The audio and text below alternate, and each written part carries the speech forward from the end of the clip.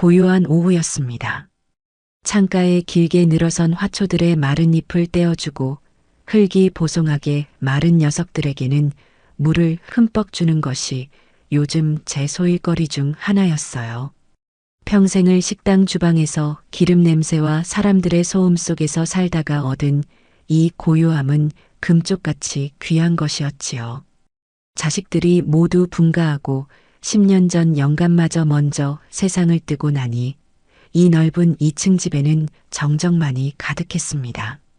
어떤 이들은 외롭지 않냐고 물었지만 저는 단 한 번도 외롭다고 생각해 본 적이 없습니다. 시끄러운 것보다는 차라리 조용한 편이 훨씬 나았으니까요. 스스로의 힘으로 일군 이 집과 작은 상가 건물, 그리고 누구에게도 아쉬운 소리 하지 않고 살 수 있을 만큼의 노후 자금. 그것들이 제게는 자식보다 남편보다 더 든든한 벗이었습니다. 그때였습니다. 평일 오후에는 좀처럼 울릴 일이 없는 현관 초인종이 요란하게 울렸습니다. 텔레비전 홈쇼핑 채널의 쇼호스트가 목청을 높이는 소리 외에는 어떤 소음도 없던 공간에 날카롭게 파고드는 소리였어요. 택배를 시킨 기억은 없는데 누구일까? 인터폰 화면을 켜자마자 제 미간이 절로 찌푸려졌습니다. 화면 속에는 어색한 미소를 매달고 서 있는 아들 백종민과 며느리 서미정의 얼굴이 가득 차 있었지요. 1년에 2번 명절에나 겨우 얼굴을 비추던 아이들이었습니다. 그것도 밥 한술 뜨기가 무섭게 일이 있다는 핑계를 대고 엉덩이를 떼기 바빴던 녀석들이었고요. 그런 애들이 무슨 일로 예고도 없이 여기까지 찾아왔을까? 좋은 예감은 들지 않았습니다. 어머니, 저 종민이에요. 미정이랑 같이 왔어요. 수화기 너머로 들려오는 아들의 목소리는 쓸데없이 밝았습니다. 저는 잠시 망설이다가 현관문을 열어주었습니다. 문이 열리자마자 며느리가 제 팔을 덥석 잡으며 과장된 목소리로 말했어요. 어머니, 저희 보고 싶으셨죠? 마침 근처에 볼 일이 있어서 어머니 생각나서 들렀어요. 그 애의 손에는 무슨 귀한 보물이라도 되는 양랩으로 겹겹이 포장된 커다란 과일 바구니가 들려 있었습니다. 백화점 로고가 선명하게 찍힌 딱 봐도 값비싸 보이는 물건이었지요. 하지만 저런 과일 바구니는 딱 질색입니다. 실속 없이 포장만 거창하고 정작 열어보면 위쪽 과일 몇 개만 멀쩡하고 아래는 무르거나 상한 것들로 채워 넣은 경우가 허다했거든요. 마치 지금 제 앞에서 온갖 예쁜 말을 늘어놓고 있는 며느리의 속내처럼 말입니다. 일이 바쁠 텐데 여기까지 웬일이냐. 미리 전화라도 주지 그랬어. 제 말에 아들 녀석이 머리를 극적이며 대답했습니다. 하하, 서프라이즈로 놀라게 해드리려고 그랬죠. 어머니, 이거 미정이가 어머니 좋아하시는 과일로만 골라 담은 거예요. 저는 말없이 바구니를 받아들었습니다. 묵직한 무게가 팔에 전해졌지만 그 무게만큼 마음이 무거워지는 기분이었습니다.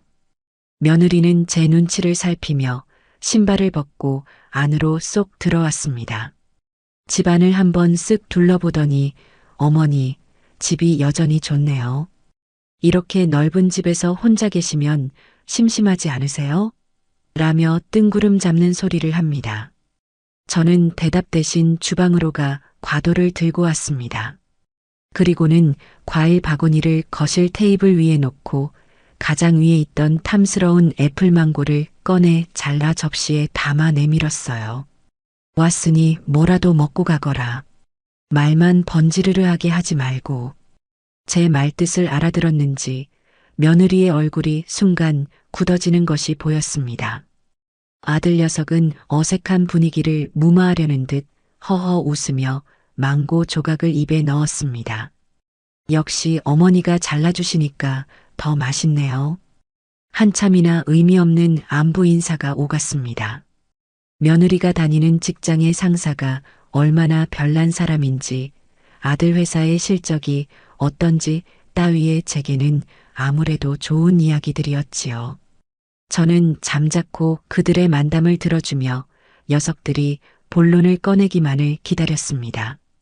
저 비싼 과일 바구니는 분명 목적이 있는 뇌물일 테고 저 살가운 미소는 그 목적을 달성하기 위한 연마일 테니까요. 제 평생의 경험이 그렇게 말해주고 있었습니다. 예상대로였습니다. 한참을 떠들던 며느리가 갑자기 무릎을 탁 치며 제게 몸을 기울였습니다. 어머니, 사실 저희가 오늘 온 건 다름이 아니고요. 어머니께 아주 좋은 제안을 하나 드리려고 왔어요. 드디어 올 것이 왔구나 싶었습니다. 저는 찻잔을 들어 올리며 아무것도 모른다는 표정으로 물었습니다. 좋은 제안? 그게 뭔데? 저희 올여름에 다 같이 휴가 가는 거 어떠세요? 정말 끝내주는 곳으로요. 며느리는 신이 나서 휴대폰을 꺼내 들고 사진 몇 장을 보여주었습니다. 푸른 바다가 한눈에 들어오는 통유리창, 보기만 해도 시원해지는 널찍한 개인 수영장, 고급스러운 가구들로 채워진 가림 같은 거실.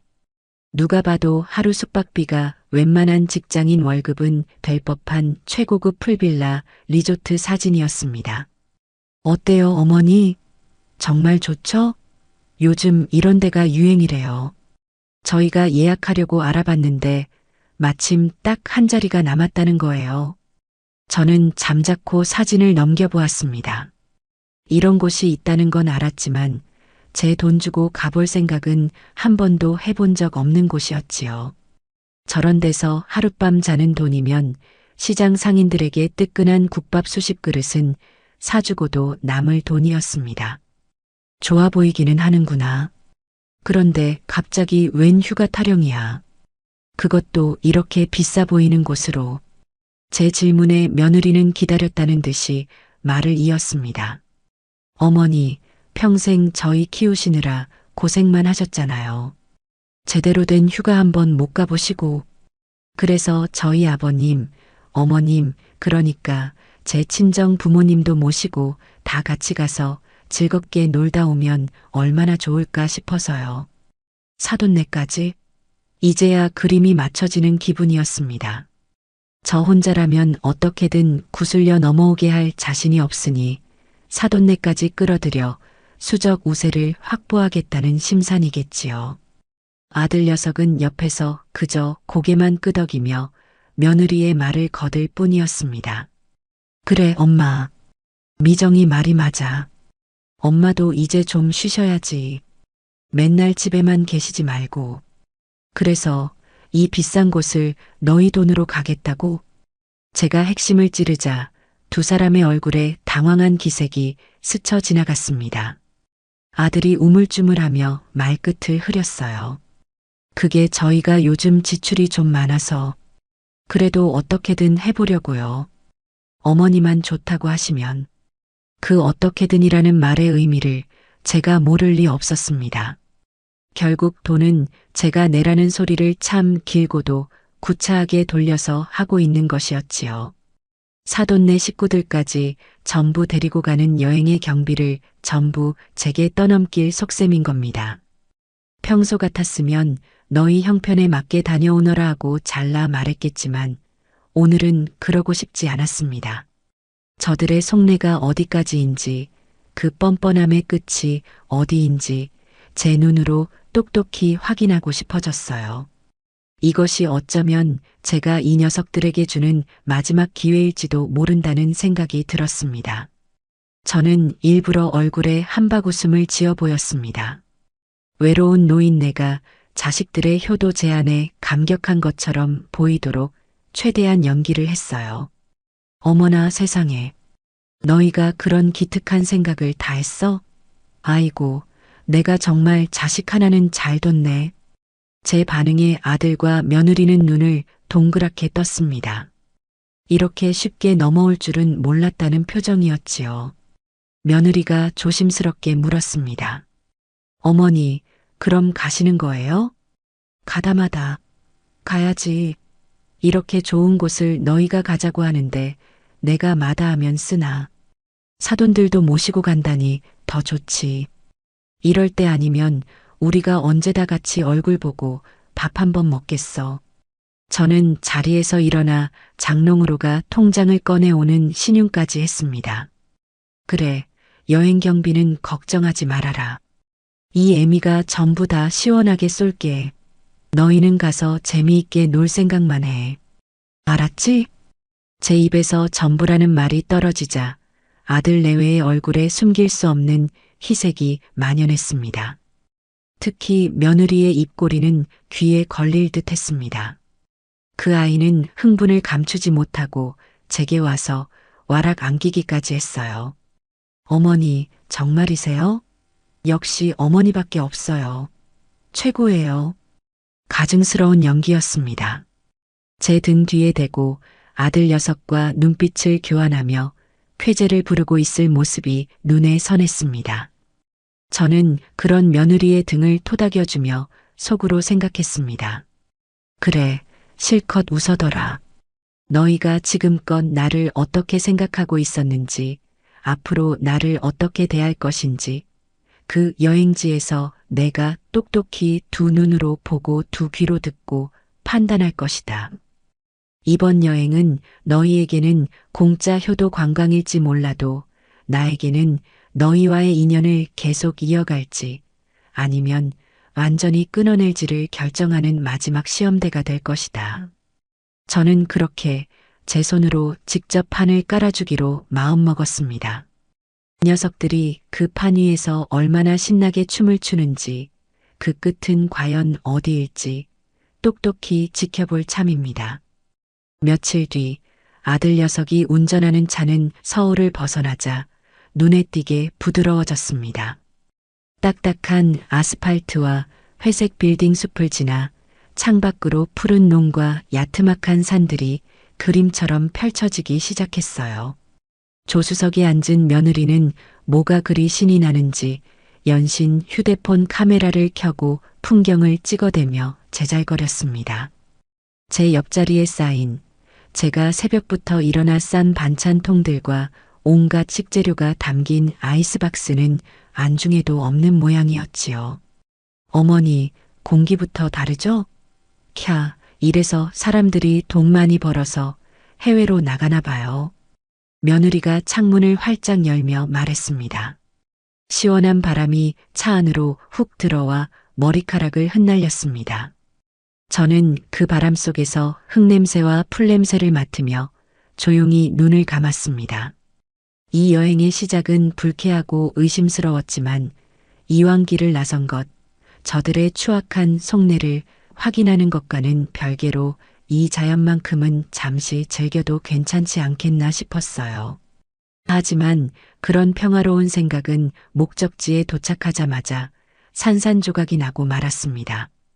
내비게이션이 안내하는 길을 따라 한참을 들어가자 무슨 성문처럼 거대한 입구가 나타났고 그 안으로 들어서니 그림엽서에서나 보던 풍경이 펼쳐졌습니다.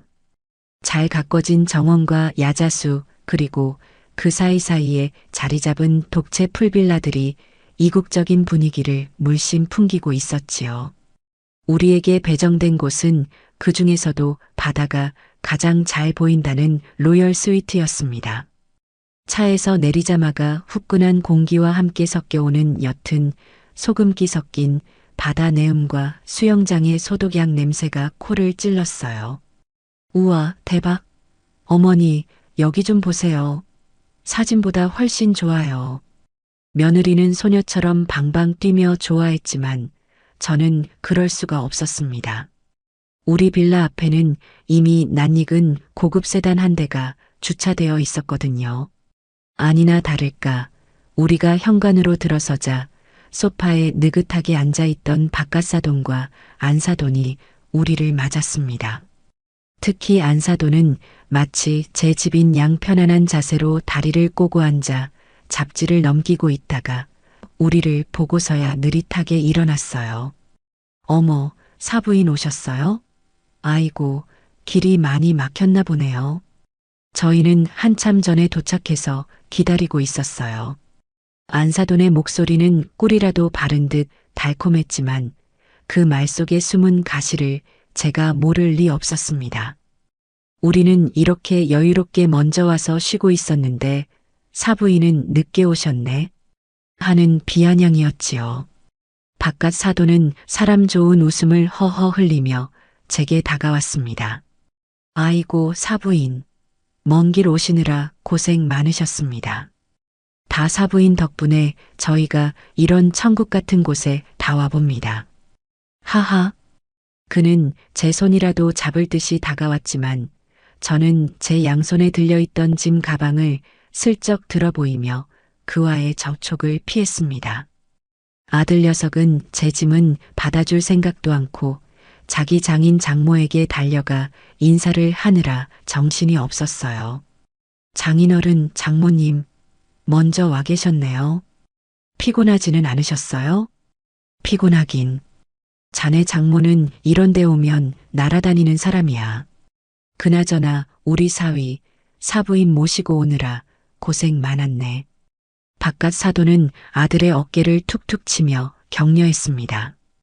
그 모습이 참으로 기가 막혔습니다.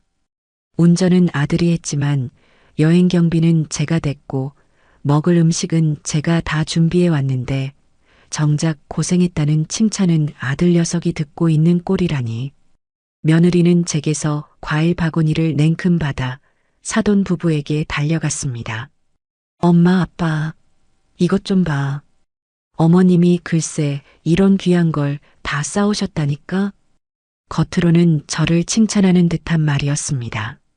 하지만 며느리는 그 말을 제게는 들리지 않을 만큼 작은 목소리로 자기 어머니인 안사돈에게 덧붙였습니다. 내가 오시게 하려고 얼마나 공을 들였는데 이 정도는 해주셔야지. 안 그래? 그 말을 들은 안사돈은 우리 딸 여우 다 됐네 하는 표정으로 며느리를 보며 눈을 찡긋했습니다. 그 순간 모든 상황이 퍼즐처럼 완벽하게 맞춰졌습니다. 저들의 저 대화, 저 눈짓, 과일을 쌓은 제 수고와 노력은 당연히 받아야 할 비용일 뿐이고 그 과일을 얻어낸 모든 공은 오직 며느리, 자기 자신에게 있다는 뜻이었습니다. 저는 그 집에 음식을 바리바리 싸들고 온 식모가 아니라 그들이 설계한 판 위에서 착취당하는 물주에 불과했습니다. 사부인, 짐은 이쪽에 푸세요. 저희가 방을 좀 나눴는데 사부인은 이쪽 방 쓰시면 될 것 같아요. 안사돈이 손가락으로 가리킨 곳은 복도 가장 끝에 있는 다른 방들보다 크기가 작아 보이는 방이었습니다.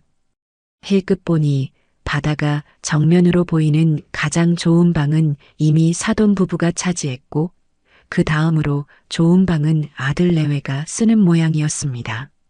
휴가를 주최하고 비용을 전액 부담한 사람은 가장 작고 전망도 좋지 않은 방을 배정받은 셈이었지요. 저는 아무 말 없이 고개를 끄덕이고 방으로 들어갔습니다. 이런 사소한 것 하나하나에 기분 상하고 싶지 않았어요. 제 목표는 따로 있었으니까요. 그들의 본성을 확인하는 것. 이런 행동들은 그 본성을 향해 다가가는 작은 발걸음에 불과했습니다. 짐을 대충 풀어놓고 거실로 나오자 며느리가 냉장고 문을 열어보더니 제게 말했습니다. 어머니, 냉장고가 텅 비었네요. 저희 출출한데 뭐 먹을 거 없을까요? 어머니가 싸오신 반찬 좀 꺼내주세요. 아주 자연스러운 명령이었습니다. 저는 아무렇지 않다는 듯 아이스박스로 걸어가 주섬주섬 반찬통을 꺼내기 시작했습니다. 제가 정성껏 무친 나물과 조린 장조림, 직접 담근 오이 소박김치가 모습을 드러내자 안사돈이 옆으로 다가와 호들갑을 떨었습니다. 어머나 세상에, 사부인은 정말 음식 솜씨가 좋으세요. 이걸 언제 다 하셨대. 나는 이런 거 하려면 허리가 끊어질 것 같던데. 그러면서도 손 하나 까딱할 생각은 하지 않았습니다. 그저 구경만 할 뿐이었지요. 저는 묵묵히 접시에 반찬을 옮겨 담고 밥솥에 쌀을 안쳤습니다. 아들 녀석과 바깥 사돈은 소파에 앉아 텔레비전 채널을 돌리며 스포츠 중계를 보고 있었고, 며느리와 안사돈은 거실 테이블에 앉아 손톱을 매만지며 자기들끼리 수다를 떨고 있었습니다. 이 넓고 화려한 공간 속에서 오직 저만이 분주하게 움직이고 있었습니다. 도착한 지 1시간도 채 되지 않아 저는 완벽하게 이 집안의 하녀 역할을 부여받은 것이었습니다. 잠시 후 밥이 다 되었다는 알림음이 울렸습니다. 저는 잘 차려진 식탁을 보며 사람들을 불렀습니다. 식사들 하세요. 다 차렸습니다. 그제야 모두가 기다렸다는 듯이 식탁으로 몰려들었습니다. 바깥 사돈은 제육볶음 한 점을 입에 넣더니 눈을 동그랗게 뜨며 감탄했습니다. 이야, 이 맛이야. 사부인, 식당은 왜 그만두셨어요? 계속하셨으면 아마 전국에서 손님들이 몰려왔을 텐데. 우리 사위는 정말 복받았네. 이렇게 음식 잘하는 어머님을 둬서 말이야. 입에 발린 칭찬이었습니다. 아들 녀석은 그저 맛있다는 말 한마디만 할 뿐, 제 노고를 알아주는 말은 한마디도 하지 않았습니다. 며느리는 밥은 먹는 둥 마는 둥 하며 휴대폰만 들여다보고 있었고요. 그들의 태도는 명확했습니다. 당신은 음식을 하는 사람, 우리는 그것을 먹는 사람. 식사 시간 내내 그 누구도 제게 물 한 잔 떠다 주지 않았습니다. 오히려 어머니, 김치 좀 더 주세요. 국이 식었는데 데워주세요 같은 요구만 이어질 뿐이었지요. 식사가 끝나고 설거지는 당연히 제 몫이 되었습니다. 모두가 과일을 먹으며 담소를 나누는 동안 저는 홀로 주방에 서서 산더미처럼 쌓인 그릇을 닦았습니다. 아들 녀석이 잠시 제 옆으로 다가와 묻더군요. 엄마, 내가 도와줄까? 됐다. 남자가 이런 거 하는 거 아니야. 가서 장인어른이랑 이야기나 더 나눠. 저는 일부러 퉁명스럽게 말했습니다. 제 진심을 시험해 보고 싶었어요. 정말로 저를 돕고 싶었다면 제 말에 상관없이 고무장갑을 빼앗아 들었어야 합니다. 하지만 아들은 제 말이 끝나자마자 그럼 부탁 좀 할게. 엄마라며 기다렸다는 듯이 등을 돌려 거실로 가버렸습니다. 그 뒷모습을 보며 저는 마지막 남았던 일말의 기대마저 접었습니다. 아들은 이미 오래전에 제 아들이기를 포기하고 저 집안의 사위이자 남편으로 완벽하게 편입된 것이었습니다. 그날 저녁 거실에서는 술판이 벌어졌습니다. 바깥 사돈이 가져온 비싼 양주가 등장했고 분위기는 한껏 달아올랐습니다. 저는 술을 마시지 않는다는 핑계로 주방에서 과일이나 깎으며 그들의 대화를 지켜보았습니다. 술이 몇 잔 들어가자 바깥 사돈이 드디어 본색을 드러내기 시작했습니다. 그는 술잔을 채워 아들에게 건네며 은근슬쩍 제 이야기를 꺼냈어요. 우리 백서방, 자네는 정말 장가 하나는 잘 왔어. 우리 미정이가 좀 까칠해 보여도 속은 깊은 아이야. 안 그런가요, 사부인? 느닷없는 질문에 저는 대답 대신 희미하게 웃어 보였습니다. 바깥 사돈은 제 반응은 아랑곳하지 않고 말을 이었습니다. 그런데 내가 듣자 하니 사부인께서 아주 재력이 상당하시다고. 식당 하셔서 모은 돈도 많으시고 상가 건물도 하나 가지고 계시다고 들었네. 이야, 정말 대단하십니다. 여자 혼자의 몸으로 그 모든 걸 일궈내시다니 존경스럽습니다. 노골적인 재산 탐색전의 시작이었습니다. 저는 과도를 쥔 손에 힘을 주며 대답했습니다. 별 말씀을요. 그저 평생 허리띠 졸라매고 악착같이 산 것뿐입니다. 먹고 살 만큼은 있습니다. 에이, 겸손하시기는. 요즘 같은 불경기에 매달 따박따박 월세가 들어오는 건물주가 얼마나 부러운지 아십니까? 그거야말로 진짜 노후 준비지. 사부인은 노후 걱정은 하나도 없으시겠어요. 자식들한테 손 벌릴 일도 없으실 테고. 그의 말은 칭찬처럼 들렸지만 그 속에는 당신은 돈이 많으니 자식들에게 베풀어야 한다는 압박이 교묘하게 숨어 있었습니다. 며느리는 옆에서 맞장구를 쳤습니다. 맞아, 아빠. 어머니 건물 위치도 엄청 좋잖아. 거기 월세만 해도 웬만한 대기업 부장님 월급보다 많을걸? 저는 아무 말 없이 사과를 깎았습니다. 그래서 그 돈을 너희가 탐내고 있다. 이 말이 하고 싶은 것이냐? 목구멍까지 차오르는 말을 애써 삼켰습니다. 지금은 때가 아니었습니다. 더 확실한 증거와 명분이 필요했어요. 아들 녀석은 술에 취해 얼굴이 벌개진 채로 그저 해실해실 웃고만 있었습니다. 제 재산에 대한 이야기가 오가는데도 아들은 어머니를 보호하기는커녕 마치 남의 이야기인 양방관하고 있었습니다. 그렇게 도착 첫날의 밤이 깊어갔습니다. 술자리가 파하고 모두가 각자의 방으로 돌아간 뒤 저는 홀로 거실 소파에 앉아 창밖의 칠흑 같은 바다를 바라보았습니다. 파도 소리만이 규칙적으로 들려왔습니다. 제 마음속에도 파도가 일고 있었습니다. 분노와 실망, 그리고 알 수 없는 서글픔이 뒤섞인 거대한 파도였지요. 저는 이 여행이 끝나고 나면 제 인생에 아주 큰 변화가 찾아올 것임을 직감했습니다. 그리고 그 변화의 칼자루는 다른 누구도 아닌 바로 제 손에 쥐어져 있다는 사실도 명확하게 깨닫고 있었습니다. 그들은 아마 제가 늙고 힘없는 노인이라고 생각하겠지만 저는 평생을 전쟁터 같은 시장 바닥에서 살아남은 사람입니다. 호락호락하게 당하고만 있을 제가 아니라는 것을 머지않아 뼈저리게 느끼게 해줄 참이었습니다. 다음 날 아침 저는 낯선 잠자리 탓인지 새벽같이 눈을 떴습니다. 빌라 안은 숨막힐 듯한 정적에 휩싸여 있었고 간간이 옆방에서 들려오는 바깥 사돈의 코 고는 소리만이 그 정적을 깨뜨리고 있었어요. 어젯밤의 술기운이 채 가시지 않은 듯 모두가 깊은 잠에 빠져 있는 모양이었습니다. 저는 조용히 침대에서 일어나 밖으로 나왔습니다. 거실은 어젯밤에 술판이 벌어졌던 흔적이 고스란히 남아 있었습니다. 술병과 안주 접시, 과일 껍질들이 테이블 위에 어지럽게 널려 있었고 공기는 퀴퀴한 술 냄새로 가득했습니다. 저는 잠시 망설이다가 주방으로 향했습니다. 싱크대에는 어젯밤 미처 다 처리하지 못한 그릇들이 산처럼 쌓여 있었습니다. 기름때가 묻은 접시와 양념이 말라붙은 그릇들을 보니 한숨이 절로 나왔어요. 하지만 어쩌겠습니까?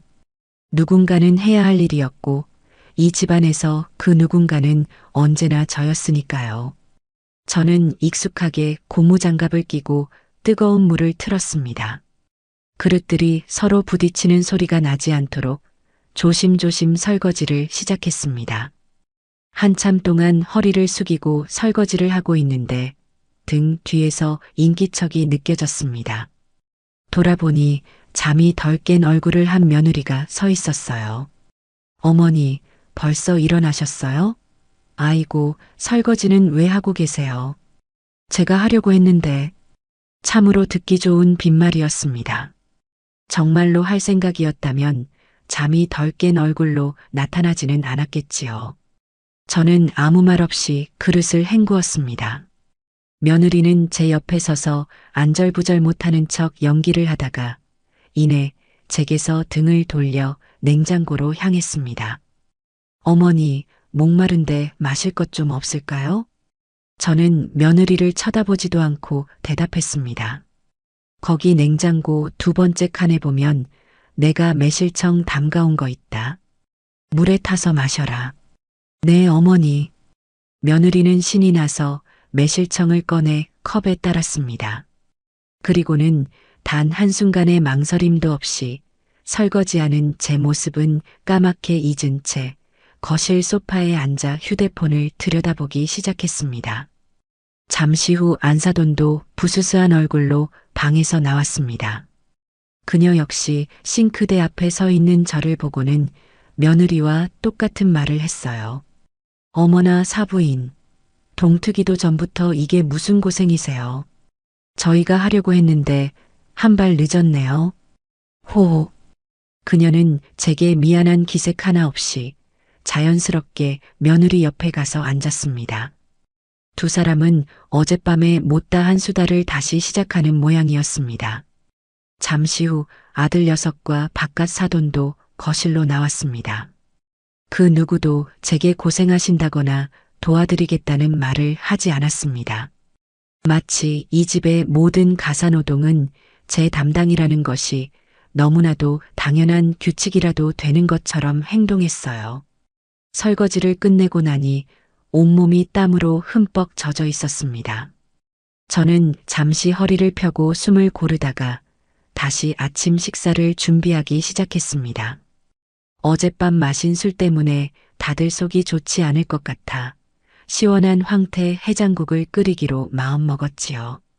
제가 북어를 찢고 물을 나박하게 썰고 있는 동안 거실에서는 웃음소리가 끊이지 않았습니다.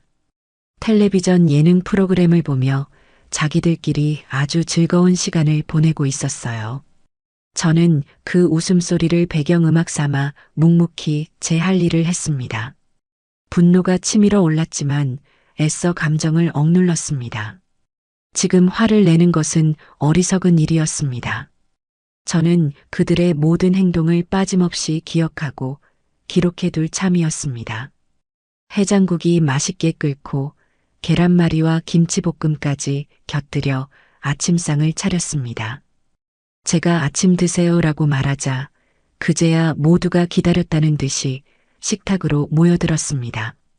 와, 어머니, 이게 무슨 진수성찬이에요. 해장국 냄새가 끝내주는데요. 아들 녀석이 너스레를 떨었습니다. 바깥 사돈은 국물을 한 숟가락 뜨더니 크어 시원하다 라며 감탄사를 연발했습니다. 하지만 그들의 칭찬은 거기까지였습니다. 밥을 먹는 내내 이 음식을 누가 어떤 노력을 들여 만들었는지에 대한 고마움은 전혀 찾아볼 수 없었어요. 그저 당연하게 음식을 즐기고 평가할 뿐이었습니다. 식사가 끝난 뒤 며느리가 갑자기 좋은 생각이 떠올랐다는 듯이 손뼉을 쳤습니다. 여러분, 우리 오늘 뭐 할지 정했어요? 안사돈이 글쎄, 날도 더운데 어디 나가기도 귀찮고라며 말끝을 흐리자 며느리가 신이 나서 말했습니다. 제가 찾아봤는데 여기서 차로 15분만 가면 수상스키랑 바나나보트 같은 거 탈 수 있는 곳이 있대요. 우리 그거 타러 가요. 젊은 사람들끼리. 젊은 사람들끼리라는 말에 제 심장이 쿵 하고 내려앉는 기분이었습니다. 명백히 저를 배제하는 말이었습니다. 아들 녀석은 잠시 제 눈치를 보는가 싶더니 이내 며느리의 말에 동조했습니다. 오, 그거 좋은 생각이다. 재미있겠는데? 아버님도 같이 가시죠? 바깥 사돈은 나야 좋지. 나 아직 안 죽었다. 라며 흔쾌히 동의했습니다. 안사돈은 나는 물에 빠지는 건 싫은데 구경이나 해야겠다라며 따라 나설 채비를 했습니다. 순식간에 네 사람의 계획이 정해졌습니다. 그 과정에서 그 누구도 제 의사를 묻지 않았습니다. 며느리는 모든 것이 결정된 후에야 제게 선심 쓰듯 말했어요. 어머니는 피곤하시니까 숙소에서 푹 쉬고 계세요. 저희 금방 놀다 올게요. 점심은 대충 사 먹고 올 테니 어머니 식사만 챙겨 드세요. 그것은 배려가 아니었습니다. 명백한 소외였지요. 늙고 거추장스러운 짐은 숙소에 남겨두고 자기들끼리 즐거운 시간을 보내고 오겠다는 선언이었습니다. 저는 아무렇지 않은 척 대답했습니다. 그래, 나는 물놀이 같은 거 별로 좋아하지도 않는다. 너희끼리 재미있게 놀다 오너라. 제 대답에 며느리는 안심한 듯 환하게 웃었습니다. 네 사람은 신이 나서 방으로 들어가 수영복으로 갈아입고 선크림을 바르며 외출 준비를 했습니다. 그들의 들뜬 목소리와 웃음소리가 빌라 전체에 울려 퍼졌습니다. 잠시 후 그들은 제게 손을 흔들며 밖으로 나갔습니다. 어머니, 다녀올게요. 그래, 조심히 다녀와라. 현관문이 닫히고 빌라 안에는 다시 완벽한 정적이 찾아왔습니다. 저는 잠시 동안 소파에 멍하니 앉아 있었습니다. 텅 빈 공간에 홀로 남겨졌다는 사실이 실감나지 않았어요. 그때 제 휴대폰으로 문자 메시지 알림이 울렸습니다. 확인해 보니 카드 결제 알림 문자였습니다. 수상 레저 15만 원. 저는 헛웃음을 터뜨렸습니다. 그들은 자기들끼리 놀러 가면서 그 비용마저 제가 준 카드로 결제한 것이었습니다. 저는 휴대폰을 소파에 던져두고 자리에서 일어났습니다. 그리고는 그들이 어질러 놓고 간 거실을 치우고 벗어놓은 잠옷과 수건들을 끌어모아 세탁기에 넣었습니다. 두 집안의 식모가 된 기분이었습니다. 아니, 식모는 돈이라도 받지요. 저는 제 돈을 써가며 이들의 뒤치다꺼리를 하고 있는 셈이었습니다. 한참 동안 집안일을 하고 나니 시간이 훌쩍 지나 있었습니다. 저는 허기진 배를 채우기 위해 아침에 먹다 남은 해장국을 데워 혼자 밥을 먹었습니다. 넓은 식탁에 홀로 앉아 밥을 먹고 있으니 온갖 생각이 다 들었습니다. 내가 평생을 바쳐 키운 아들은 이제 내 편이 아니었고 며느리는 나를 제 돈줄로만 생각하고 있었습니다. 사돈댁은 딸과 합심하여 제 재산을 어떻게든 빼앗아 가려고 혈안이 되어 있었지요. 참으로 비참하고 서글픈 현실이었습니다. 바로 그때였습니다. 테라스 쪽에서 안사돈이 누군가와 통화하는 목소리가 들려왔습니다. 그녀는 제가 집안에 있다는 사실을 잊었거나 혹은 신경 쓰지 않는 모양이었습니다. 목소리가 무척이나 흥분되어 있었고 주변을 경계하지 않는 듯 목소리 톤도 꽤 높았어요. 저는 숟가락을 내려놓고 숨을 죽인 채 귀를 기울였습니다. 언니, 나야. 잘 지내? 응, 나는 지금 가족들이랑 휴가 와 있어. 아주 죽여주는 곳이야. 잠시 상대방의 말을 듣는 듯 하더니 안사돈의 목소리가 한층 더 낮고 은밀해졌습니다. 그럼 당연히 안사돈 돈이지. 그 할망구가 보통 짠순이가 아니거든. 그런데 이번에는 웬일로 순순히 지갑을 열더라고. 우리 미정이가 머리를 잘 썼어. 제 심장이 쿵 하고 바닥으로 떨어지는 것 같았습니다. 할망구, 저를 두고 하는 말이 틀림없었습니다. 아니, 이게 끝이 아니야. 언니 대박인 거 알려줄까? 지금 우리 남편 사업에 투자권 하나 물게 생겼거든. 이번에 사부인 건물만 팔게 하면 우리 빚 다 갚고도 남아. 지금 거의 다 넘어왔어. 아들놈도 완전히 우리 편이고 할망구도 자식 이기는 부모 없다고 결국엔 들어주게 될 거야. 이번 휴가 끝나고 나면 우리도 이제 팔자 피는 거지. 안사돈은 흥분을 감추지 못하고 낄낄거리며 웃었습니다. 그 웃음소리가 제 귀에는 악마의 소리처럼 들렸습니다. 온몸의 피가 차갑게 식는 기분이었습니다. 이 여행은 단순한 휴가가 아니었습니다. 제 재산을 노리고 치밀하게 계획된 거대한 사기극의 일부였던 겁니다.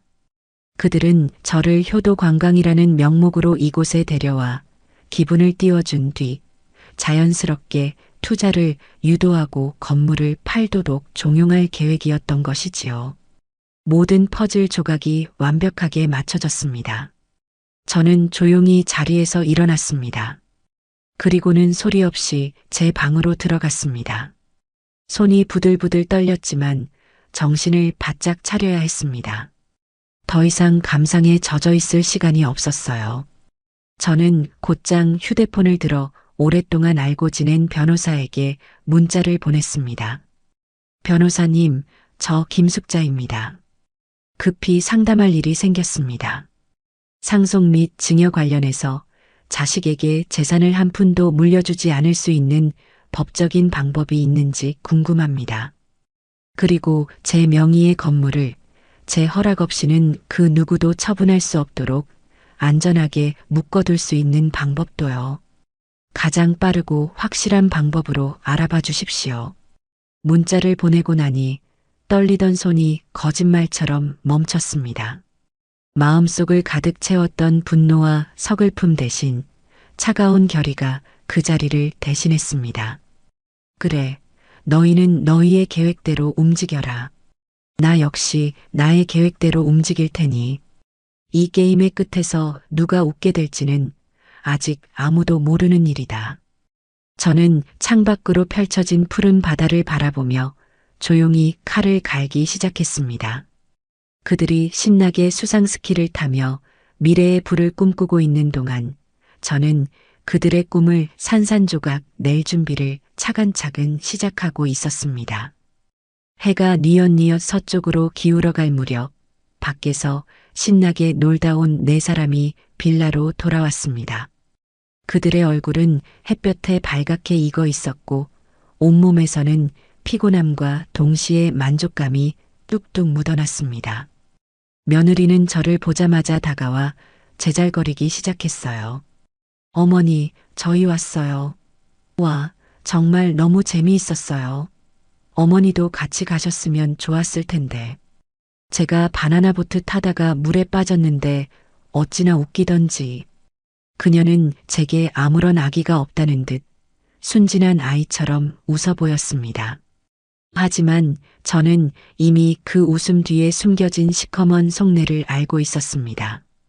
저는 아무렇지 않다는 표정으로 그래, 재미있었다니 다행이구나. 얼른들 씻어라. 저녁 준비해야지라고 말했습니다. 제 말에 네 사람은 기다렸다는 듯이 각자의 욕실로 흩어졌습니다. 저는 그들이 샤워를 하는 동안 저녁에 있을 바비큐 파티를 준비하기 시작했습니다. 리조트 측에 미리 주문해둔 최상급 한우와 신선한 해산물이 배달되어 왔습니다. 저는 그것들을 손질하고 함께 곁들린 채소를 씻고 직접 만든 특제 양념장을 준비했습니다. 제가 분주하게 움직이는 동안 샤워를 마친 그들은 하나둘씩 뽀송뽀송한 얼굴로 나타나 테라스에 있는 바비큐 그릴 주변으로 모여들었습니다. 아들 녀석과 바깥 사돈은 그릴에 숯을 피우며 자기들끼리 즐겁게 이야기를 나누었고 며느리와 안사돈은 예쁜 유리잔에 와인을 따라 마시며 그 모습을 구경하고 있었습니다. 역시나 준비는 온전히 제 몫이었고 그들은 파티를 즐기기만 하면 되는 손님들이었습니다. 모든 준비가 끝나고 숯불 위에 고기가 올라가자 지글지글 맛있는 소리와 함께 고소한 냄새가 퍼져나갔습니다. 분위기는 최고조에 달했습니다. 바깥 사돈은 와인잔을 높이 들고 건배를 제의했어요. 자, 우리 가족의 행복과 건강, 그리고 오늘 이 자리를 마련해 주신 우리 사부인을 위하여. 건배. 모두가 잔을 부딪혔습니다. 저는 술을 마시지 않았기에 물잔을 들었습니다. 그들의 얼굴에는 행복한 미소가 가득했습니다. 하지만 저는 알고 있었지요. 그 미소는 곧 시작될 본론을 위한 전초전에 불과하다는 것을. 아니나 다를까 고기가 몇 점 오가고 분위기가 무르익자 아들 녀석이 제 눈치를 살피며 조심스럽게 운을 뗐습니다. 엄마, 드릴 말씀이 있는데. 드디어 시작이구나. 저는 젓가락을 내려놓고 아들을 쳐다보았습니다.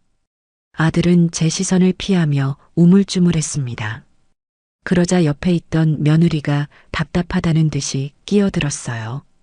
어머니, 사실은요, 저희 아빠가 요즘 아주 좋은 사업을 하나 구상하고 계시거든요. 정말 대박 아이템이에요.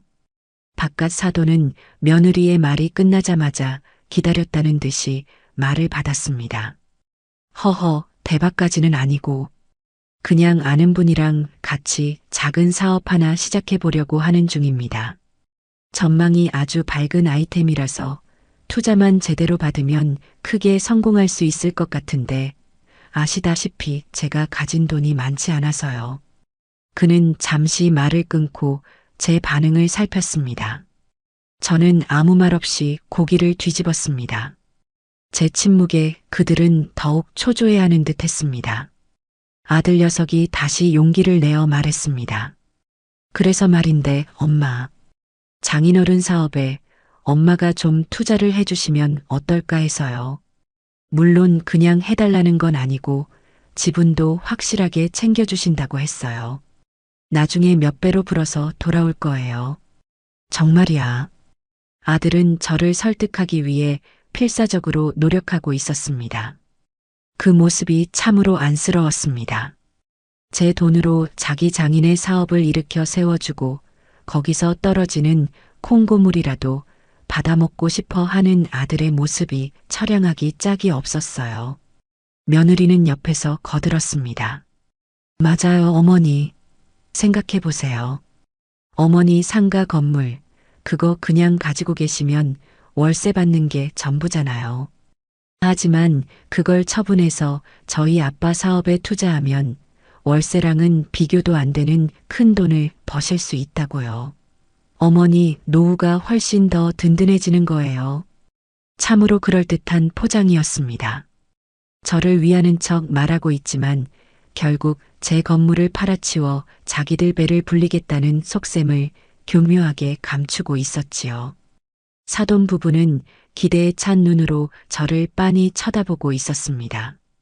이제 제가 어떤 대답을 하느냐에 따라 그들의 계획이 성공하느냐 마느냐가 결정되는 순간이었습니다. 저는 잘 익은 새우를 하나 까서 제 앞 접시에 놓으며 아주 차분하고 조용한 목소리로 입을 열었습니다. 내 건물은 팔 생각 없다. 제 입에서 나온 말은 짧고 단호했습니다. 순간 바비큐 파티장의 모든 소음이 멈춘 듯 했습니다. 지글거리던 고기 굽는 소리도 멀리서 들려오던 파도 소리도 그들의 숨소리마저도 들리지 않는 듯한 착각에 빠졌습니다. 화기애애했던 분위기는 순식간에 시베리아 벌판처럼 싸늘하게 얼어붙었습니다. 가장 먼저 정신을 차린 것은 바깥 사돈이었습니다. 그는 당황한 기색을 애써 감추며 억지 웃음을 지어 보였습니다. 허허, 사부인. 제가 너무 성급했나 봅니다. 물론 큰 돈이 오가는 일이니 신중하게 생각하셔야지요. 제가 사업 계획서라도 제대로 보여드리면서 다시 설명해. 저는 그의 말을 잘랐습니다. 그리고 내가 알아보지도 않은 사업에 내 피 같은 돈을 투자할 마음은 눈꼽만큼도 없어. 제 두 번째 말은 더욱 날카로운 비수가 되어 그들의 심장에 꽂혔습니다. 아들 내외와 사돈 부부의 얼굴에서 가식적인 미소가 완전히 사라졌습니다. 그 자리에는 당혹감과 실망감, 그리고 이내 분노가 차오르기 시작했습니다. 침묵을 깬 것은 며느리였습니다. 그녀는 더 이상 착한 며느리 연기를 할 필요가 없다고 판단했는지 본색을 드러내기 시작했습니다. 어머니, 지금 그게 무슨 말씀이세요? 저희가 어머니를 위해서 이렇게 좋은 기회를 만들어 드린 건데 어떻게 그렇게 단칼에 거절하실 수가 있으세요? 그녀의 목소리는 날카롭고 신경질적이었습니다. 저는 며느리를 쳐다보지도 않고 대답했습니다. 나를 위한 기회인지 너희를 위한 기회인지는 내가 더 잘 알 것 같구나. 제 말에 며느리가 자리에서 벌떡 일어났습니다. 그녀의 얼굴은 분노로 붉게 달아올라 있었어요. 어머니, 정말 너무하세요. 그깟 건물 하나 아들에게 물려주는 게 그렇게 아까우세요? 어차피 그거 나중에 다 저희 거예요. 조금 일찍 주신다고 생각하면 어디가 덧나나요? 드디어 속마음이 터져 나왔습니다. 어차피 다 저희 거라는 그 한마디에 그녀가 평소 저와 제 재산을 어떻게 생각하고 있었는지가 명백하게 드러났습니다. 저는 그 순간 더 이상 이들과의 관계를 유지할 필요가 없다는 확신을 가졌습니다. 제 마음속에서 마지막 남았던 미련의 끈이 툭 하고 끊어지는 소리가 들렸습니다. 안사도는 딸의 막말을 말리기는커녕 옆에서 부채질을 했습니다. 예, 미정아. 가만히 있어. 사부인께서 아직 상황 파악이 잘 안 되셔서 그러시는 걸 거야. 사부인, 이게 다 사부인 아들, 그러니까 종민이 잘 되라고 이러는 거 아닙니까? 자식이 잘 되는 게 부모로서 가장 큰 기쁨 아니겠어요? 저는 기가 막혀서 웃음이 나왔습니다. 제 아들의 미래를 위한다는 명목으로 제 재산을 빼앗아 자기들 빚을 갚고 배를 채우려는 그들의 탐욕이 역겨웠습니다. 저는 자리에서 일어났습니다. 더 이상 이들과 한 공간에 앉아 밥을 먹고 싶지 않았어요. 나는 배불러서 그만 들어가 쉬어야겠다. 너희들끼리 마저 즐기거라. 제가 등을 돌리자 뒤에서 며느리의 악에 받친 목소리가 들려왔습니다. 어머니, 지금 이 상황에서 잠이 오세요? 끝까지 이렇게 이기적으로 나오실 거예요? 정말 실망이에요. 저는 뒤돌아보지 않았습니다. 그들의 추악한 본심을 모두 확인한 이상, 더 이상 그들의 말에 상처받거나 흔들릴 이유가 없었습니다. 저는 빌라 안으로 들어와 곧장 제 방으로 향했습니다. 문을 닫고 침대에 앉자 밖에서 그들이 나누는 대화 소리가 희미하게 들려왔습니다. 저를 향한 원망과 비난이 섞인 험담들이었겠지요. 저는 더 이상 그들의 목소리에 귀 기울이지 않았습니다.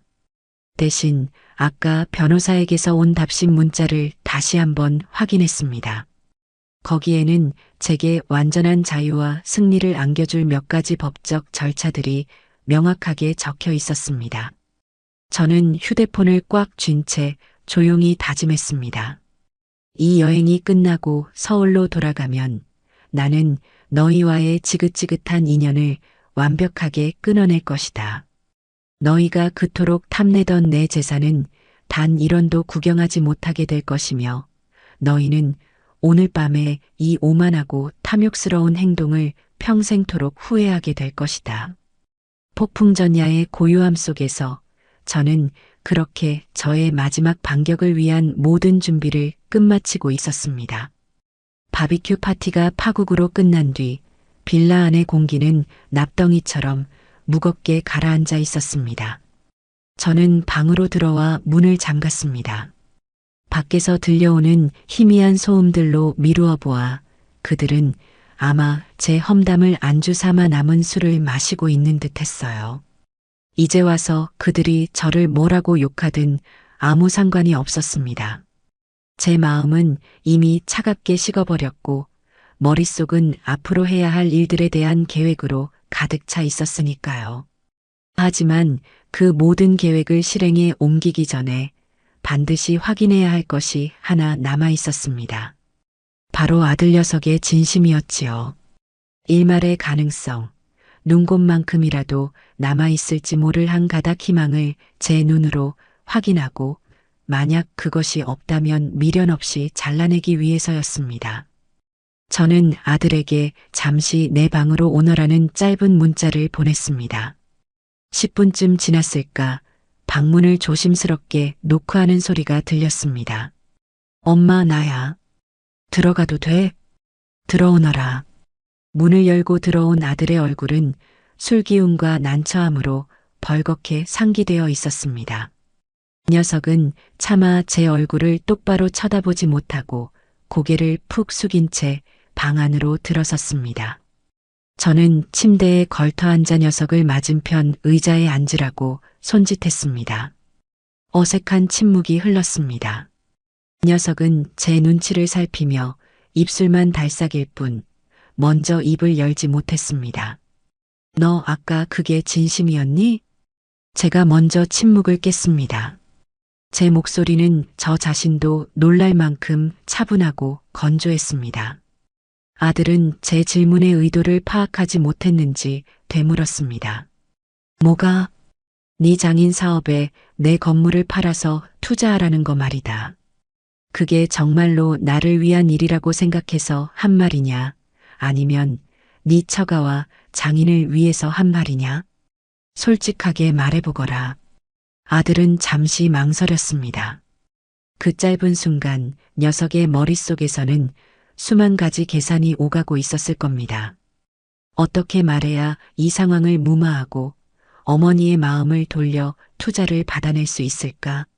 하지만 저는 녀석에게 생각할 시간을 주고 싶지 않았습니다. 종민아, 똑바로 대답해. 지금 이 순간까지도 네가 내 아들이라고 믿고 싶은 이 애미에 대한 마지막 예의라고 생각하고 거짓 없이 말해봐. 너 저들과 한패니? 제 단호한 목소리에 아들은 결국 고개를 떨구었습니다. 그리고는 모기만 한 목소리로 변명을 늘어놓기 시작했어요. 엄마, 그게 꼭 누구 편이고 그런 문제가 아니라 장인어른 사업이 정말 괜찮은 거라니까. 나도 자료 다 봤어. 성공만 하면 우리 다 같이 부자로 살 수 있는 기회란 말이야. 엄마는 평생 고생만 했으니까 이제 좀 편하게 사셨으면 하는 마음에. 편하게? 내가 지금 불편하게 살고 있는 것처럼 보이나 보구나. 내 집에서 내 돈으로 누구에게도 아쉬운 소리 안 하고 사는 내가 뭐가 그리 불편해 보여서 너는 네 장인의 사업에 내 전 재산을 밀어 넣으라고 하는 거냐? 제 날카로운 반박에 아들은 할 말을 잃었습니다. 저는 자리에서 일어나 아들 앞에 섰습니다. 그리고 녀석의 눈을 똑바로 쳐다보며 마지막 질문을 던졌습니다. 마지막으로 묻겠다. 만약에, 아주 만약에 네 장인 사업이 잘못되면 어쩔 거냐? 내 건물 팔아서 투자한 돈 다 날리면 그땐 어떻게 책임질 거냐?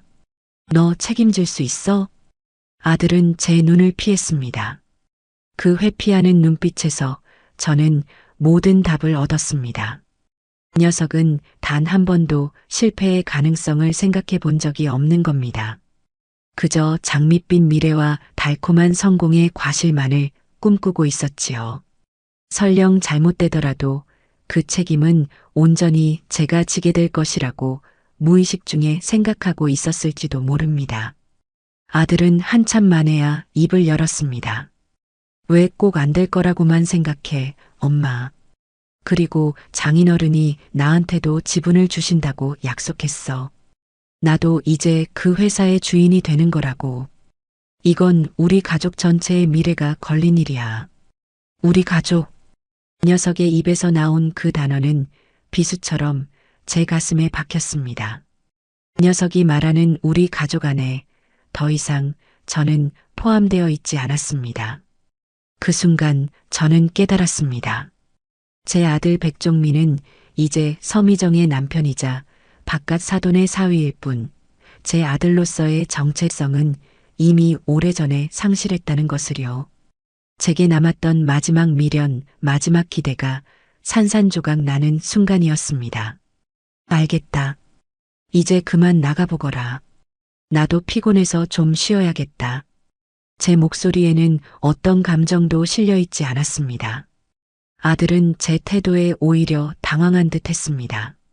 아마 제가 더 화를 내거나 혹은 매달리거나 아니면 설득당할 것이라고 예상했겠지요. 하지만 저는 더 이상 녀석과 말을 섞고 싶지 않았습니다. 모든 것이 명확해졌으니까요. 아들은 어쩔 수 없다는 듯 자리에서 일어나 방을 나갔습니다. 문이 닫히는 소리를 들으며 저는 제 마음속에서도 아들을 향한 문이 영원히 닫혔음을 느꼈습니다. 이제 더 이상 망설일 이유가 없었습니다. 저는 곧장 휴대폰을 들었습니다. 그리고 조용한 반격을 위한 첫 번째 단추를 꿰기 시작했습니다. 첫 번째 연락 상대는 30년 넘게 제 곁에서 꾸준히 일을 도맡아 처리해준 박 변호사였습니다. 늦은 시간이었지만 그는 제 전화를 받았습니다. 사모님, 이 밤중에 웬일이십니까? 무슨 급한 일이라도 생기셨습니까? 박 변호사님, 미안합니다. 내일 아침 일찍 좀 뵐 수 있을까요? 아주 중요한 일입니다. 유언장 공증이랑 재산 신탁 관련해서 처리할 일이 생겼습니다. 제 차분하지만 단호한 목소리에 박 변호사도 사태의 심각성을 직감한 듯 했습니다. 알겠습니다, 사모님. 내일 오전 9시에 사무실에서 뵙지요. 오시면 바로 처리할 수 있도록 미리 준비해 놓겠습니다. 전화를 끊고 저는 곧바로 다음 상대에게 연락했습니다. 강남에서 가장 일 잘하기로 소문난 부동산 중개인이자 제 상가 건물을 오랫동안 관리해 준 곳 사장이었습니다. 고 사장 나예요. 밤늦게 미안해요. 다름이 아니라 내 상가 건물 말인데 그거 신탁회사에 맡기려고 하는데 절차 좀 알아봐 줄 수 있어요? 내 허락 없이는 아들을 포함해서 그 누구도 손댈 수 없도록 아주 단단하게 묶어버릴 수 있는 방법으로요. 고 사장은 잠시 놀란 듯 했지만 이내 제 의도를 파악하고 차분하게 대답했습니다. 네, 사모님. 걱정 마십시오. 사모님 뜻대로 완벽하게 처리할 수 있는 방법이 있습니다. 내일 변호사님 만나 뵙고 나서 저한테 바로 연락 주십시오. 필요 서류부터 신탁회사 선정까지 일사천리로 진행해 드리겠습니다. 두 통의 전화를 마치고 나니 마음이 이상할 정도로 평온해졌습니다. 마치 오랫동안 저를 짓누르고 있던 무거운 짐을 내려놓은 기분이었습니다. 이제 모든 준비는 끝났습니다. 남은 것은 이 지긋지긋한 여행을 마무리하고 제 계획을 실행에 옮기는 것뿐이었습니다. 저는 잠시 침대에 누워 눈을 감았습니다. 그리고는 잠시 후 아무 일도 없었다는 듯이 방을 나섰습니다. 거실에서는 여전히 네 사람이 심각한 표정으로 이야기를 나누고 있었습니다. 저를 발견하고는 모두 입을 다물고 제 눈치를 살폈습니다. 저는 그들을 향해 일부러 온화한 미소를 지어 보였습니다. 제 갑작스러운 태도, 변화에 그들은 어리둥절한 표정을 지었습니다. 다들 아직 안 자고 있었구나. 아까는 내가 너무 예민하게 굴어서 미안하다. 늙은이가 속이 좁아서 그랬다고 생각해다오. 제 사과에 네 사람의 얼굴에 서서히 화색이 돌기 시작했습니다. 특히 며느리의 얼굴에는 역시 별 수 없구나는 안도감과 경멸이 뒤섞인 미소가 떠올랐습니다. 그들은 제 사과를 제가 그들의 제안을 재고하고 있다는 신호로 받아들인 모양이었습니다. 아니에요, 어머니. 저희가 너무 성급하게 말씀드려서 어머니께서 놀라신 거죠. 저희가 죄송해요. 며느리가 살갑게 다가와 제 팔짱을 꼈습니다. 저는 그 손을 뿌리치지 않았습니다. 대신 더 활짝 웃으며 말했습니다. 됐다. 다 지난 일인데 뭘.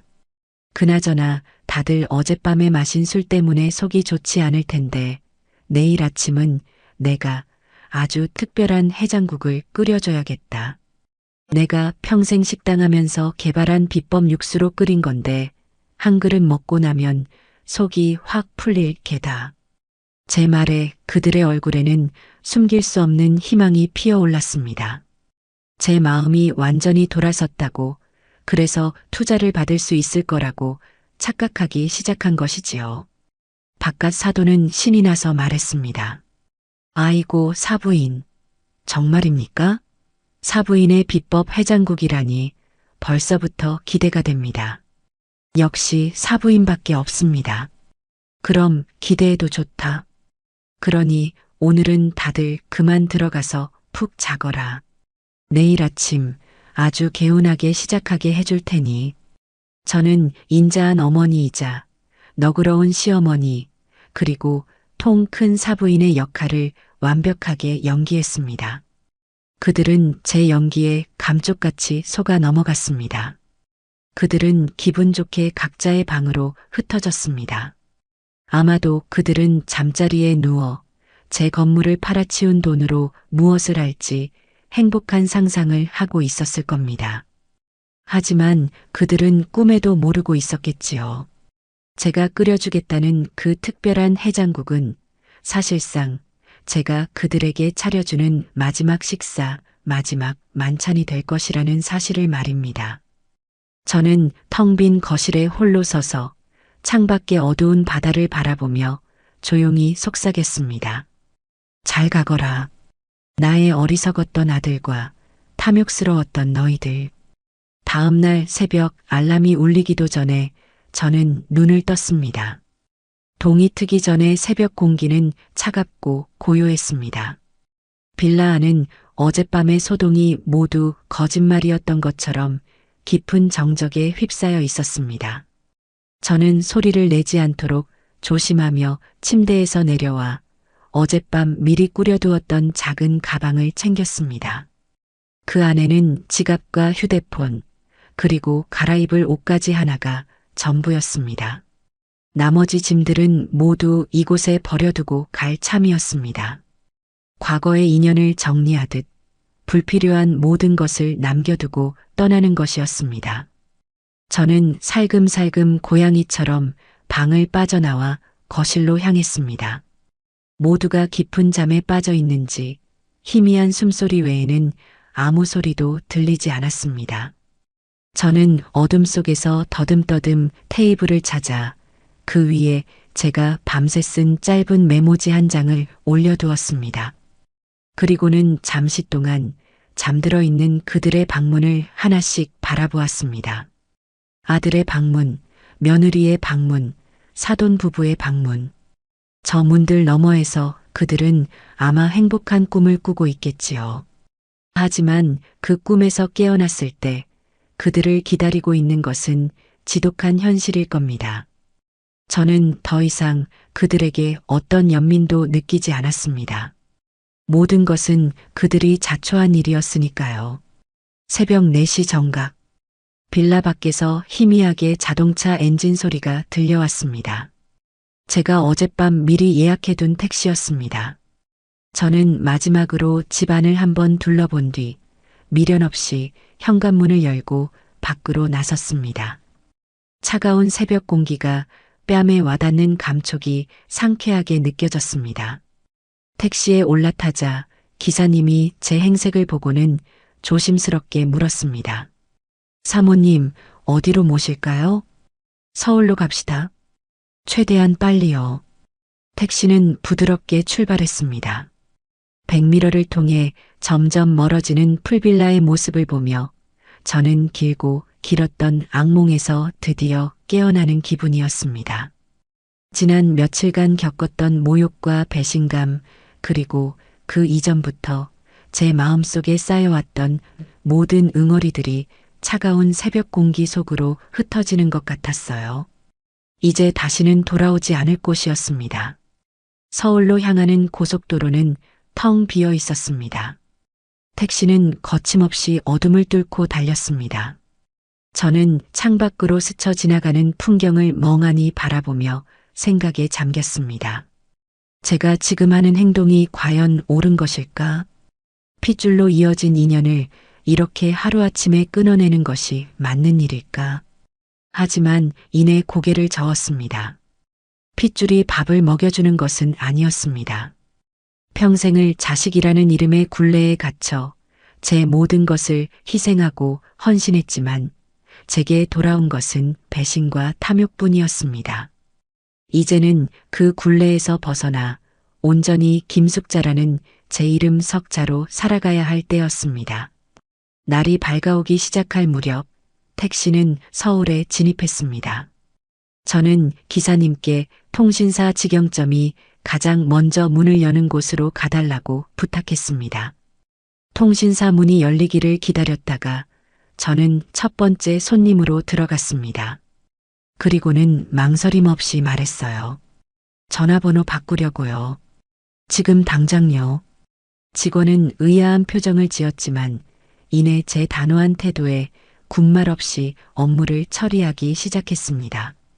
수십 년간 써왔던 제 인생의 희로애락이 모두 담겨 있던 번호였습니다. 그 번호를 통해 아들의 첫 울음소리를 들었고 남편의 부고를 전해 들었으며 수많은 인연을 맺고 끊었습니다. 그 번호를 없앤다는 것은 제 과거의 상당 부분을 지워버리는 것과 같은 의미였습니다. 잠시 마음이 흔들렸지만 저는 곧 마음을 다잡았습니다. 새로운 삶을 위해서는 과거와의 단절이 반드시 필요했습니다.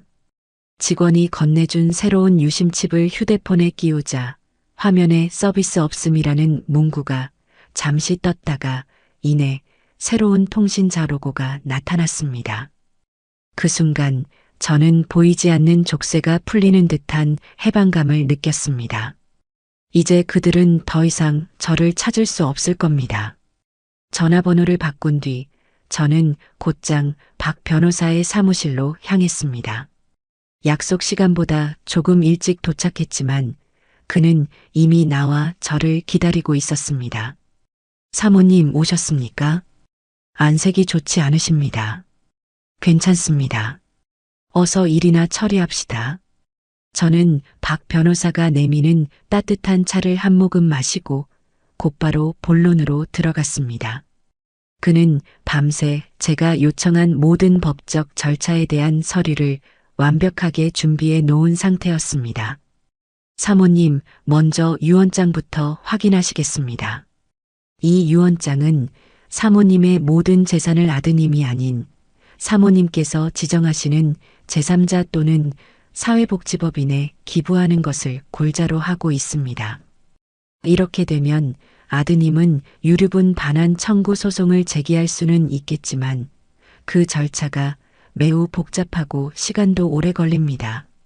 무엇보다 사모님께서 평소 아드님에게 지속적으로 경제적 지원을 해오셨다는 증거 자료들을 첨부하여 생전 종혈을 통해 이미 유류분 이상의 재산을 받았다고 주장할 겁니다. 승소할 확률이 매우 높습니다. 저는 서류를 꼼꼼히 읽어보았습니다. 제 뜻이 완벽하게 반영되어 있었습니다. 저는 망설임 없이 서명란에 제 이름을 적고 지장을 찍었습니다. 다음은 상가 건물에 대한 신탁 계약서였습니다. 이것은 부동산 관리 신탁 계약서입니다. 이 계약을 체결하시면 건물의 소유권은 형식적으로 신탁회사로 이전됩니다. 하지만 실질적인 모든 권리, 즉 월세를 받거나 건물을 사용하는 등의 모든 수익권은 사모님께서 그대로 가지시게 됩니다.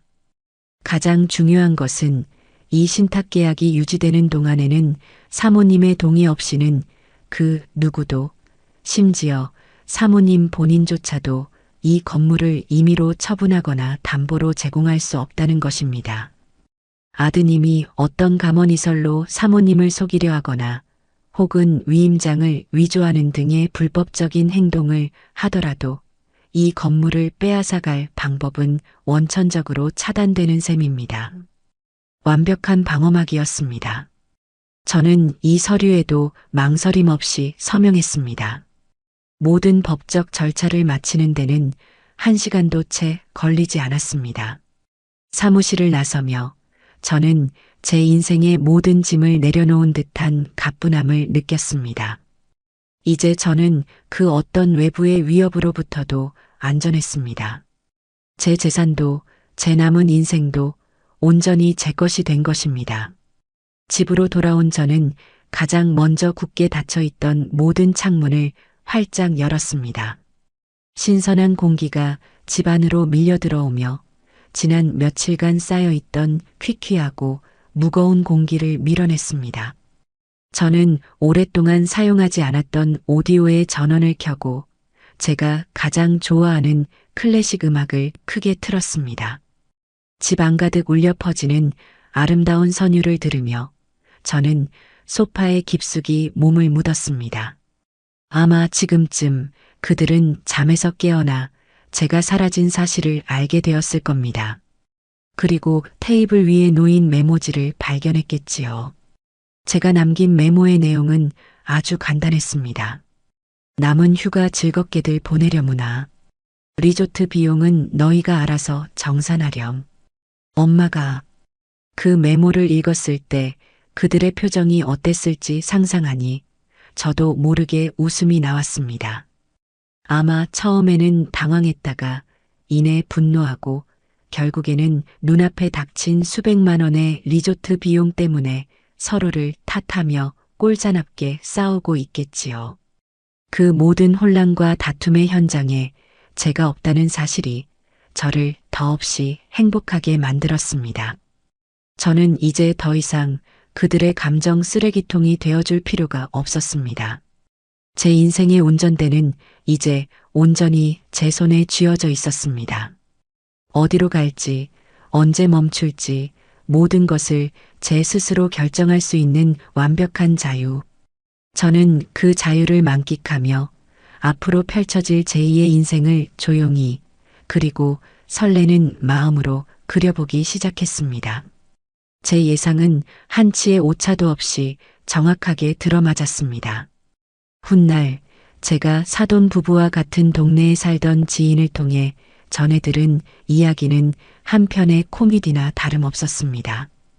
그날 아침 제가 끓여주겠다던 특별한 해장국을 기대하며 늦잠을 자고 일어난 그들은 텅 빈 제 방과 덩그러니 남겨진 짐들을 보고서야 상황의 심각성을 깨달았다고 합니다.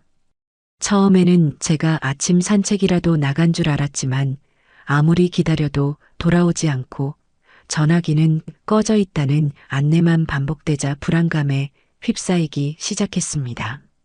그러다 거실 테이블 위에 놓인 제 메모지를 발견한 며느리가 비명을 지르듯 그것을 읽었고 빌라 안은 순식간에 아수라장이 되었습니다. 어머니가 우리 버리고 그냥 가셨어. 리조트 비용은 우리더러 알아서 하래. 며느리의 말에 모두가 충격에 휩싸였습니다. 특히 바깥 사돈은 눈앞의 현실을 믿을 수 없다는 듯 메모지를 빼앗아 몇 번이고 다시 읽었다고 합니다. 그들의 머릿속은 복잡하게 엉키기 시작했습니다. 저에 대한 분노, 앞으로의 계획이 틀어졌다는 것에 대한 불안감, 그리고 당장 눈앞에 닥친 어마어마한 리조트 비용에 대한 공포가 뒤섞여 있었지요. 그들은 체크아웃 시간이 다가오자 어쩔 수 없이 짐을 챙겨 프런트로 향했습니다. 마지막까지 혹시나 제가 미리 계산을 해두었을지도 모른다는 신락 같은 희망을 품고요. 하지만 그들을 맞이한 것은 수백만 원에 달하는 그들이 평생 구경도 못 해본 금액이 찍힌 계산서였습니다. 프런트 직원이 공손하지만 단호한 목소리로 말했습니다. 총 금액은 487만 원입니다. 어떻게 결제하시겠습니까? 아들 녀석은 사색이 되어 제 카드를 내밀었지만 돌아온 대답은 한도 초과로 승인이 거절되었습니다라는 말이었습니다. 제가 떠나오기 전에 미리 카드사에 전화해 한도를 최저로 낮춰놓았기 때문입니다. 이제 그들에게 남은 선택지는 없었습니다. 그들은 각자 지갑을 열어 현금과 카드를 꺼냈지만 네 사람의 돈을 모두 합쳐도 턱없이 부족한 금액이었습니다. 결국 바깥 사돈이 여기저기 전화를 돌려 비굴하게 돈을 꾸고 며느리는 마이너스 통장의 한도까지 끌어모아 겨우겨우 계산을 마칠 수 있었다고 합니다. 그 과정에서 서로에게 책임을 떠넘기며 고성을 지르고 꼴사납게 싸우는 바람에 다른 투숙객들의 비웃음을 사는 것은 물론 리조트 직원들에게까지 망신을 샀다는군요. 그들이 그토록 꿈꾸던 호화로운 여름휴가의 마지막은 그렇게 초라하고 비참하게 끝이 났습니다. 그로부터 며칠 뒤 저는 인터폰 화면을 통해 익숙한 얼굴들을 마주했습니다. 잔뜩 수척해진 얼굴의 아들과 분노로 이글거리는 눈의 며느리, 그리고 그 뒤에 안절부절 못하며 서 있는 사돈 부부였습니다. 그들은 뻔뻔하게도 제 집 대문 앞까지 찾아온 것이었습니다. 엄마, 안에 있는 거 다 알아. 문 좀 열어봐. 얘기 좀 해. 아들이 대문을 두드리며 소리쳤습니다. 며느리는 옆에서 더 악에 받친 목소리로 거들었습니다. 어머니, 어떻게 저희한테 이러실 수가 있어요? 저희가 뭘 그렇게 잘못했다고 이렇게까지 하세요? 당장 나오셔서 해명하세요. 저는 소파에 앉아 차를 마시며 그들의 발악을 조용히 지켜보았습니다.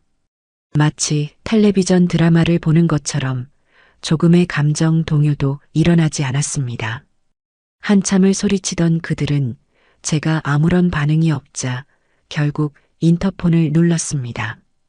삑소리와 함께 스피커 너머로 며느리의 거친 숨소리가 들려왔습니다.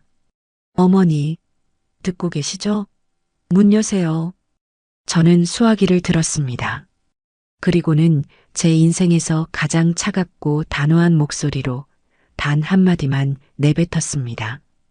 여긴 너희가 올 곳이 아니다. 그리고는 수화기를 내려놓았습니다. 제 말에 그들은 충격을 받은 듯 잠시 조용해졌습니다. 이내 다시 문을 두드리고 소리를 질렀지만 저는 더 이상 상대하지 않았습니다. 1시간쯤 지났을까 포기한 듯 그들은 욕설을 몇 마디 내뱉고는 돌아갔습니다. 저는 그들이 사라진 것을 확인하고 나서야 자리에서 일어났습니다. 그리고는 집안의 모든 잠금 장치를 다시 한번 확인했습니다. 제 인생의 문은 이제 그들에게 영원히 셔터를 내린 것이었습니다. 시간이 흐르고 제게는 평화로운 일상이 찾아왔습니다.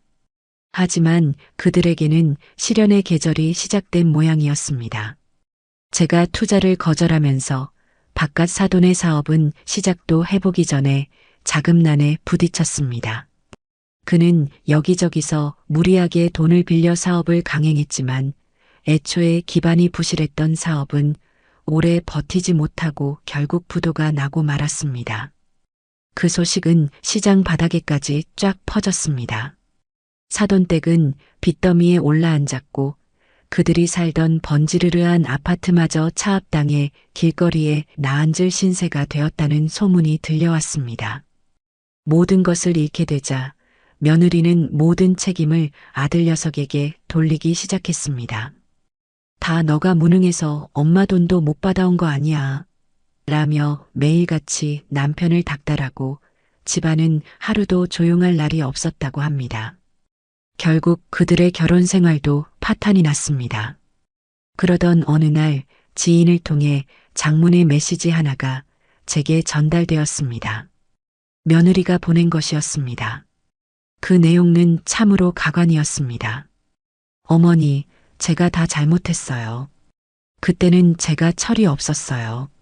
제발 저희 좀 살려주세요. 저희 아빠 사업이 망해서 길거리에 나앉게 생겼어요. 어머니께서 조금만 도와주시면 저희가 재기할 수 있어요. 어머니 건물 저희한테 주시면 안 될까요? 그 건물 팔아서 빚 갚고 남은 돈으로 어머니 평생 편안하게 모실게요. 제발 마지막으로 한 번만 저희를 용서해 주세요. 저는 그 구차하고 뻔뻔한 메시지를 읽고 실소를 금치 못했습니다. 마지막 순간까지도 그녀는 진심으로 반성하는 것이 아니라 제 건물을 탐내고 있었습니다. 그녀에게 저는 용서를 구해야 할 시어머니가 아니라 마지막까지 매달려야 할 동아줄이었던 겁니다. 저는 그 메시지를 읽자마자 한치의 망설임도 없이 삭제 버튼을 눌렀습니다. 그들의 비참한 현실은 그들의 탐욕이 빚어낸 당연한 결과일 뿐이었습니다. 저는 더 이상 그들의 인생에 관여할 생각도 책임져 줄 의무도 없었습니다. 제게는 이제 저 자신의 행복을 찾고 새로운 인생을 살아갈 일만 남아 있었습니다. 그들이 제 집 문전에서 쫓겨나듯 사라진 이후 제 삶에는 놀라울 정도의 평화가 찾아왔습니다. 수십 년간 제 어깨를 짓누르던 어머니라는 이름의 무게, 시어머니라는 역할의 굴레에서 벗어나자 세상이 다르게 보이기 시작했어요. 아침에 눈을 뜨면 오늘은 무엇을 할까 설레는 마음으로 하루를 시작했고 밤에 잠자리에 들면 누구에게도 방해받지 않는 깊은 잠을 잘 수 있었습니다. 하지만 제가 온전한 자유를 얻기 위해서는 몇 가지 정리가 더 필요했습니다. 법적, 물리적 단절을 넘어 저를 올가매고 있던 낡은 관계들을 제 손으로 직접 끊어내는 과정이었지요. 그 시작은 친척들과의 관계 정리였습니다. 제가 아들 내외와 연을 끊었다는 소문은 삽시간에 친척들 사이에 퍼져나갔습니다. 아니나 다를까 며칠 뒤 제게 시누이, 그러니까 아들 녀석에게는 고모가 되는 사람에게서 전화가 걸려왔습니다. 바뀐 제 번호를 어떻게 알아냈는지는 아직도 모르겠네요. 새언니, 저예요. 그동안 별일 없으셨어요? 그래, 아가씨. 오랜만이네. 무슨 일이야? 제 무미건조한 목소리에 시누이는 잠시 머뭇거리다가 본론을 꺼냈습니다. 새언니, 제가 소문을 좀 들었는데. 정말이에요? 정말 종민이랑 의절하신 거예요? 소문이 아니라 사실이야. 아니, 새언니, 어떻게 그러실 수가 있어요? 세상에 자식이랑 연을 끊는 부모가 어디 있어요? 종민이가 뭘 그렇게 잘못했다고. 시누이의 목소리는 점점 격앙되었습니다. 아마 아들 녀석이 제게 연락이 닿지 않자 친척들을 동원해 저를 압박하기 시작한 것이겠지요. 저는 한숨을 내쉬며 시누이의 말을 끊었습니다. 아가씨, 아가씨는 종민이가 뭘 잘못했는지 모르지? 모르죠. 알 필요도 없고요. 부모 자식 사이에는 잘못하고 말고가 어디 있어요. 다 품어주고 용서해줘야 그게 부모지. 그래. 그럼 아가씨는 아가씨 자식이 아가씨 전 재산을 팔아치워서 재장인 빚 갚는데 쓰겠다고 해도 품어주고 용서해줄 수 있겠네? 제 말에 시누이는 순간 할 말을 잃었습니다. 제가 겪은 일의 전말을 전부 알지는 못했겠지만 제 단호한 목소리에서 무언가 심상치 않은 일이 있었음을 직감한 모양이었습니다. 그게 무슨 자세한 내막까지 아가씨가 알 필요는 없어. 다만 이것 하나만 알아둬. 내가 내린 결정이고 나는 이 결정을 절대 번복할 생각이 없어. 그리고 이건 우리 집안 일이야. 아가씨가 더 이상 이 일에 끼어들어서 왈가왈부하지 않았으면 좋겠네. 만약 앞으로 한 번만 더 이 일로 나를 귀찮게 하면 나는 아가씨랑도 인연을 끊을 생각이야. 내 말 무슨 뜻인지 알겠어? 제 싸늘한 경고에 시누이는 아무 대답도 하지 못했습니다. 저는 잠시 기다려주다가 대답이 없자 그냥 전화를 끊어버렸습니다.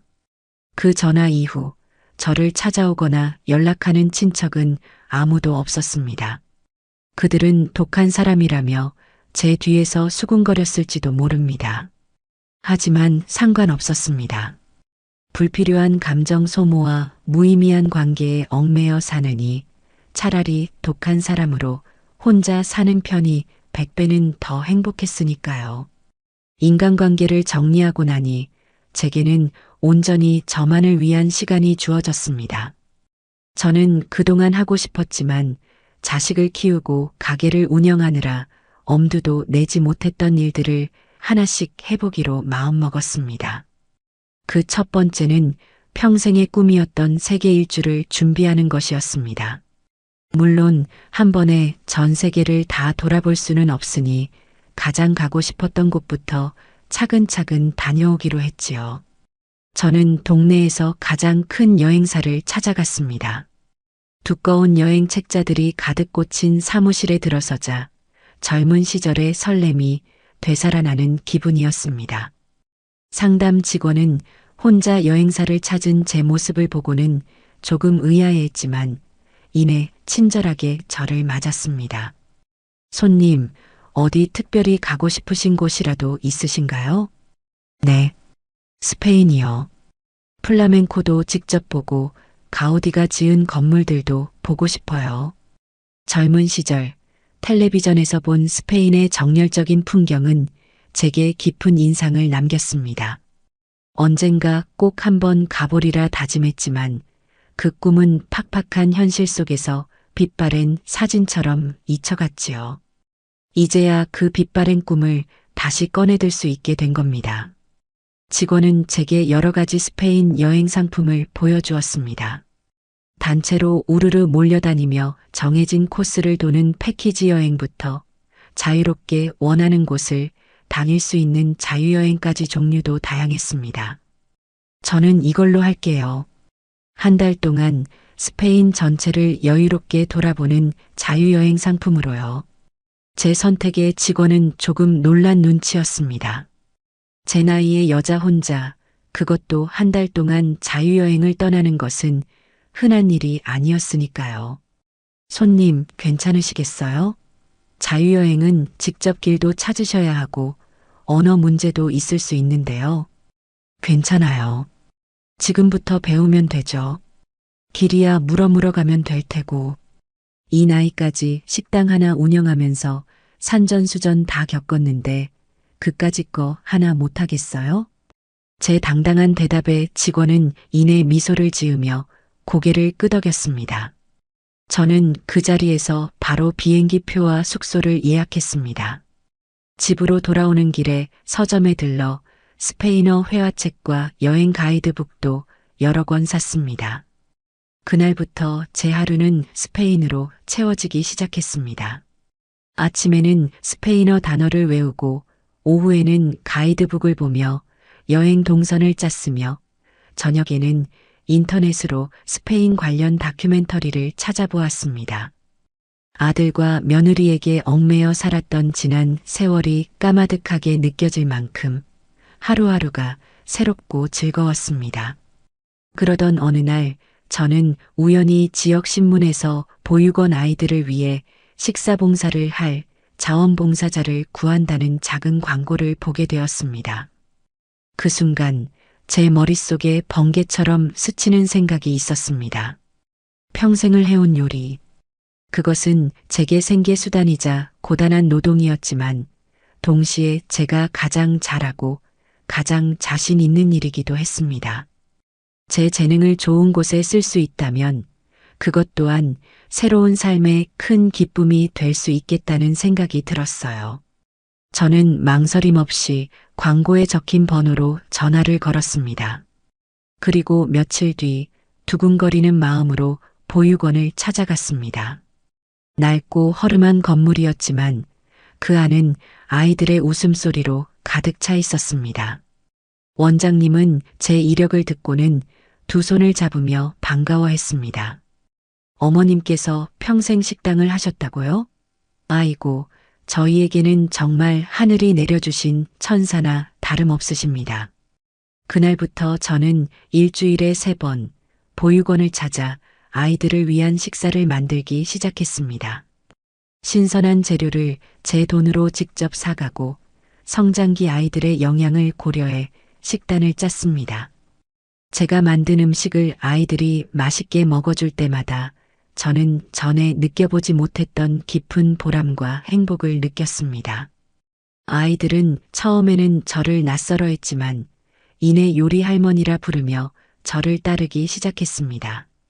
어느 날은 제가 정성껏 끓인 닭볶음탕을 먹던 한 아이가 제게 다가와 수줍게 말했습니다. 할머니가 해준 밥이 세상에서 제일 맛있어요. 우리 엄마가 해준 밥보다 더요.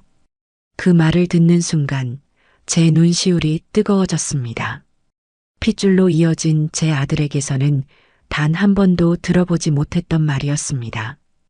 피 한 방울 섞이지 않은 이 아이들의 순수한 마음 속에서 저는 진짜 가족의 정이라는 것이 무엇인지를 어렴풋이 깨닫고 있었습니다.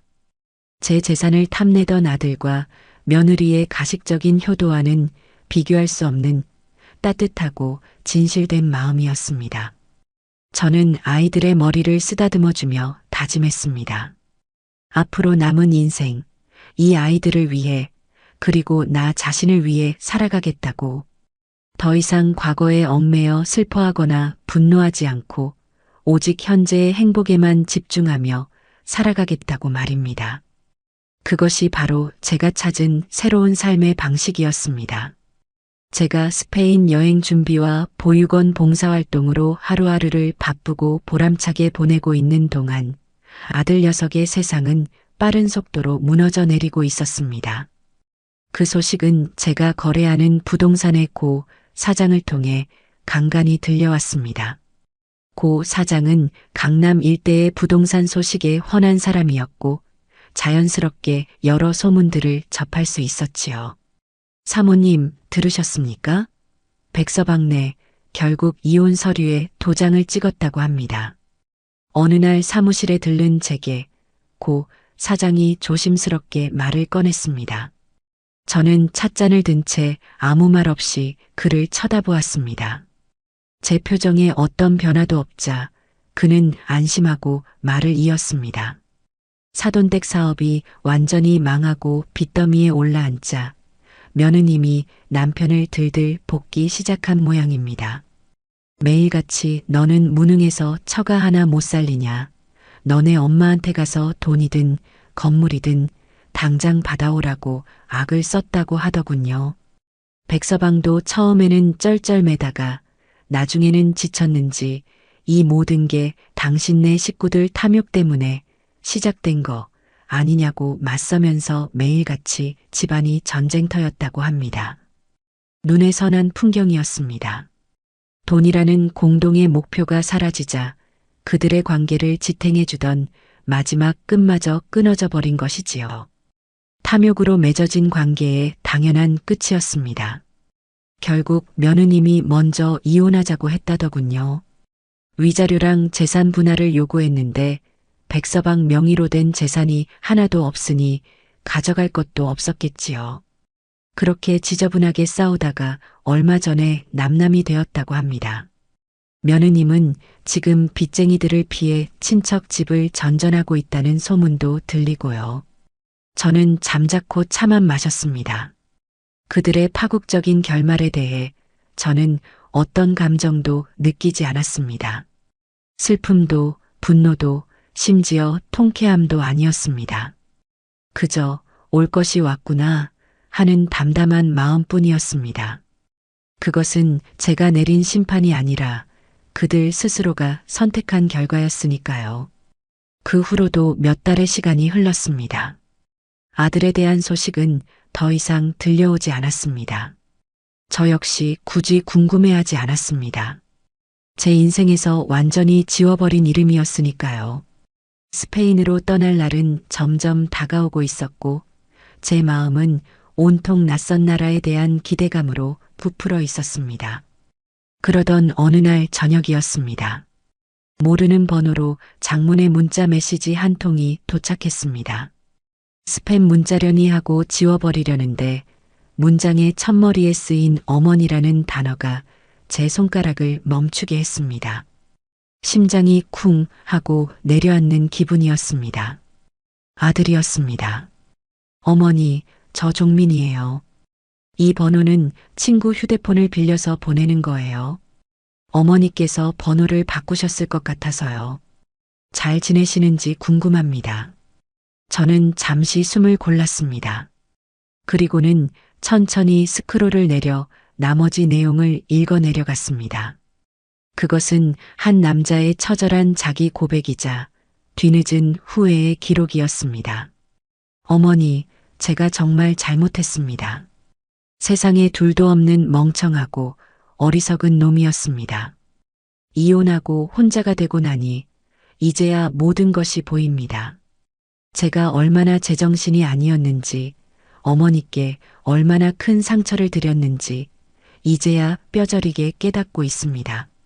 서미정 씨와 그 가족들은 처음부터 제 돈이 아니라 어머니의 돈을 보고 접근했던 거였습니다.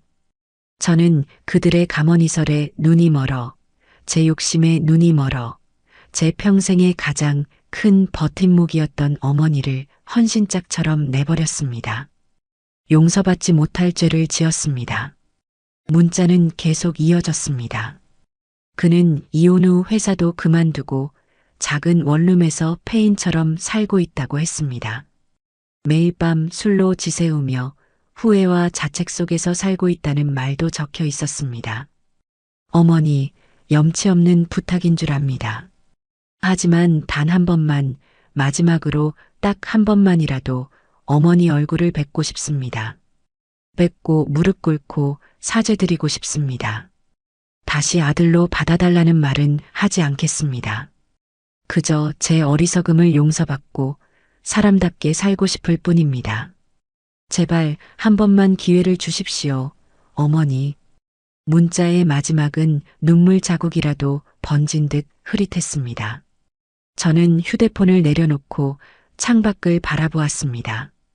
어둠이 내린 도시의 야경이 아름답게 펼쳐져 있었습니다. 아들의 문자를 읽고 나니 마음 한구석이 아릿하게 저려왔습니다. 분노나 증오는 아니었습니다. 그저 한때는 제 전부였던 존재가 완전히 망가져 내렸다는 사실에 대한 깊은 허무함과 슬픔이었습니다. 잠시 동안 저는 흔들렸습니다. 그래도 내 배 아파 낳은 자식인데 이렇게까지 망가졌다는데 마지막으로 한 번은 만나줘야 하는 게 아닐까 하는 생각이 고개를 들었습니다. 어미로서의 본능적인 연민이었을 겁니다. 하지만 저는 이내 고개를 저었습니다. 지금 제가 느끼는 이 연민은 제 남은 인생을 다시 한번 수렁으로 밀어넣을 수 있는 위험한 독이었습니다. 녀석이 흘리는 눈물은 진정한 반성의 눈물일까요? 아니면 모든 것을 잃고 기댈 곳 하나 없어진 자가 마지막으로 지푸라기라도 잡고 싶어 흘리는 동정의 눈물일까요? 저는 후자라고 확신했습니다. 만약 제가 지금 녀석을 만나주고 용서해준다면 녀석은 분명 다시 제게 기대려 할 것입니다. 처음에는 그저 밥 한 끼, 잠자리 하나로 시작되겠지만 결국에는 다시 제 인생의 거머리처럼 달라붙어 저를 갉아먹겠지요. 저는 이 평화로운 일상을, 제 손으로 쟁취한 이 완벽한 자유를 다시는 빼앗기고 싶지 않았습니다. 아들의 인생은 이제 아들 스스로가 책임져야 할 몫이었습니다. 넘어져도 제 힘으로 일어나야 하고 망가졌어도 제 힘으로 다시 자신을 일으켜 세워야 했습니다. 제가 해줄 수 있는 것은 아무것도 없었고 또 해주고 싶지도 않았습니다. 저는 잠시 동안 아들의 문자를 말없이 내려다보았습니다. 그리고는 어떤 감정의 동요도 없이 그 문자를 꾹 눌러 삭제해버렸습니다. 제 휴대폰 화면에서 아들의 마지막 절규가 사라지는 순간 제 마음속에 남아있던 마지막 미련의 찌꺼기마저 깨끗하게 사라지는 기분이었습니다. 창밖의 야경은 여전히 아름다웠고 제 마음은 다시 평온을 되찾았습니다. 흔들리지 않는 마음. 그것은 제가 지난 세월의 고통 속에서 얻어낸 가장 값진 보물이었습니다. 드디어 스페인으로 떠나는 날이 밝았습니다. 이른 아침부터 공항으로 향하는 제 발걸음은 구름 위를 걷는 것처럼 가벼웠습니다. 커다란 여행 가방 하나를 끌고 공항에 들어서는 순간 저는 완전히 다른 세상에 온 듯한 기분이었습니다. 각기 다른 언어와 다른 목적지를 가진 수많은 사람들이 설렘과 기대를 안고 분주하게 움직이고 있었습니다. 그 활기찬 에너지 속에서 저는 더 이상 외로운 늙은이가 아니었습니다. 새로운 세상을 향해 첫 발을 내딛는 당당한 한 명의 여행자였습니다. 출국 수속을 모두 마치고 비행기 탑승을 기다리며 라운지에 앉아 커피를 마시고 있었습니다. 창밖으로는 거대한 비행기들이 굉음을 내며 쉴 새 없이 뜨고 내리고 있었지요. 저는 그 모습을 바라보며 지난 몇 달간의 제 삶을 조용히 되돌아보았습니다. 폭풍 같았던 시간들이었습니다. 하지만 그 폭풍이 지나간 뒤에 제게는 더 단단해진 땅과 더 맑아진 하늘이 남았습니다. 바로 그때 제 휴대폰이 짧게 진동했습니다. 며칠 전 아들이 보냈던 그 친구의 번호였습니다. 또다시 장문의 문자가 와 있었습니다. 며칠 동안 제게서 아무런 답이 없자 더욱 애가 달아보낸 모양이었습니다. 이번에는 지난번보다 더욱 절절하고 구차한 내용들로 가득 차 있었습니다. 잘못했다, 보고 싶다, 괴롭다. 저는 그 문자를 끝까지 읽지 않았습니다. 대신 저는 그 번호로 제 인생의 처음이자 마지막이 될 답장을 보내기로 마음먹었습니다. 이것은 그를 위한 답장이 아니라 과거의 모든 인연과 완벽한 작별을 고하는 저 자신을 위한 의식이었습니다. 저는 천천히 한 글자 한 글자 힘을 주어 문자를 써내려갔습니다. 내 인생은 이제 너가 책임지거라. 넘어져도 너의 힘으로 일어나고 길을 잃어도 너의 힘으로 찾아가거라. 나도 이제 내 인생을 살겠다. 다시는 연락하지 마라. 문장을 다 쓰고 저는 잠시 망설였습니다. 이 짧은 글이 아들 녀석에게는 사형 선고처럼 느껴질지도 모른다는 생각이 들었기 때문입니다. 하지만 저는 이내 전송 버튼을 힘껏 눌렀습니다. 메시지를 전송했습니다라는 문구가 화면에 뜨는 순간 저는 제 어깨를 짓누르던 마지막 짐을 내려놓은 기분이었습니다. 이제 정말로 모든 것이 끝났습니다. 저는 더 이상 그의 어머니가 아니었고 그는 더 이상 제 아들이 아니었습니다. 우리는 각자의 인생을 살아갈 완전히 다른 두 사람이 된 것입니다. 잠시 후 비행기 탑승을 알리는 안내 방송이 나왔습니다. 저는 미련 없이 자리에서 일어나 탑승구로 향했습니다. 비행기에 올라 창가 자리에 앉자 거대한 동체가 서서히 움직이기 시작했습니다. 활주로를 달려 힘차게 하늘로 날아오르는 순간 제 발 아래로 펼쳐진 대한민국의 풍경이 점점 작아지는 것을 보며 저는 조용히 눈을 감았습니다. 제 인생의 일막이 그렇게 막을 내리고 있었습니다. 스페인에서의 한 달은 꿈 같은 시간이었습니다. 마드리드의 프라도 미술관에서 벨라스케스와 고야의 그림에 감탄하고 세비야의 어느 작은 타블라오에서 심장을 울리는 플라멩코 공연에 넋을 잃었으며 바르셀로나에서는 가우디의 상상력이 빚어낸 경이로운 건축물들 사이를 거닐었습니다. 처음에는 낯설었던 언어와 문화도 시간이 지나면서 점점 익숙해졌습니다. 저는 용기를 내어 서툰 스페인어로 길을 묻고 음식을 주문했으며 시장 상인들과 흥정을 하기도 했습니다. 여행 중에 저는 저처럼 홀로 여행 온 멋진 친구들도 많이 사귀었습니다. 캐나다에서 온 은퇴한 교사, 호주에서 온 젊은 화가, 일본에서 온 사업가. 우리는 나이와 국적은 달랐지만 자유를 사랑하고 새로운 경험을 즐긴다는 공통점 하나만으로 금세 친구가 되었습니다. 우리는 함께 맛있는 음식을 먹고 와인을 마시며 각자의 인생에 대해 이야기했습니다. 그들과의 대화 속에서 저는 세상이 얼마나 넓고 얼마나 다양한 삶이 존재하는지를 깨달았습니다. 아들과 며느리라는 좁은 울타리 안에 갇혀 살았던 지난날의 제가 우물 안개구리처럼 느껴졌습니다. 한 달의 시간이 흐르고 저는 완전히 새로운 사람이 되어 한국으로 돌아왔습니다. 제 얼굴에는 자신감과 활기가 넘쳤고 제 마음은 세상에 대한 긍정적인 에너지로 가득 차 있었습니다. 저는 돌아오자마자 보육원 봉사활동을 다시 시작했고 다음 여행지를 물색하며 새로운 계획을 세웠습니다. 제 인생은 더 이상 과거에 얽매이지 않고 오직 미래를 향해 나아가고 있었습니다. 어느 날 집으로 돌아오니 우편함에 낡은 편지 한 통이 꽂혀 있었습니다. 발신인 주소는 없었지만 봉투 위에 쓰인 제 이름을 보는 순간 저는 직감적으로 누가 보냈는지를 알 수 있었습니다. 아들이었습니다. 제가 휴대폰 번호를 차단하자 최후의 수단으로 손편지를 보낸 것이겠지요. 저는 잠시 망설이다가 편지를 들고 집으로 들어왔습니다. 그리고 식탁에 앉아 편지를 개봉했습니다. 그 안에는 삐뚤빼뚤한 글씨로 빼곡하게 채워진 그의 절규와 후회가 담겨 있었습니다. 모든 것을 되돌리고 싶다는 단 한 번만이라도 예전으로 돌아가고 싶다는 애원이었습니다. 저는 그 편지를 마지막 문장까지 조용히 다 읽었습니다. 그리고는 아무 말 없이 자리에서 일어나 서재에 있는 문서 세단기로 향했습니다.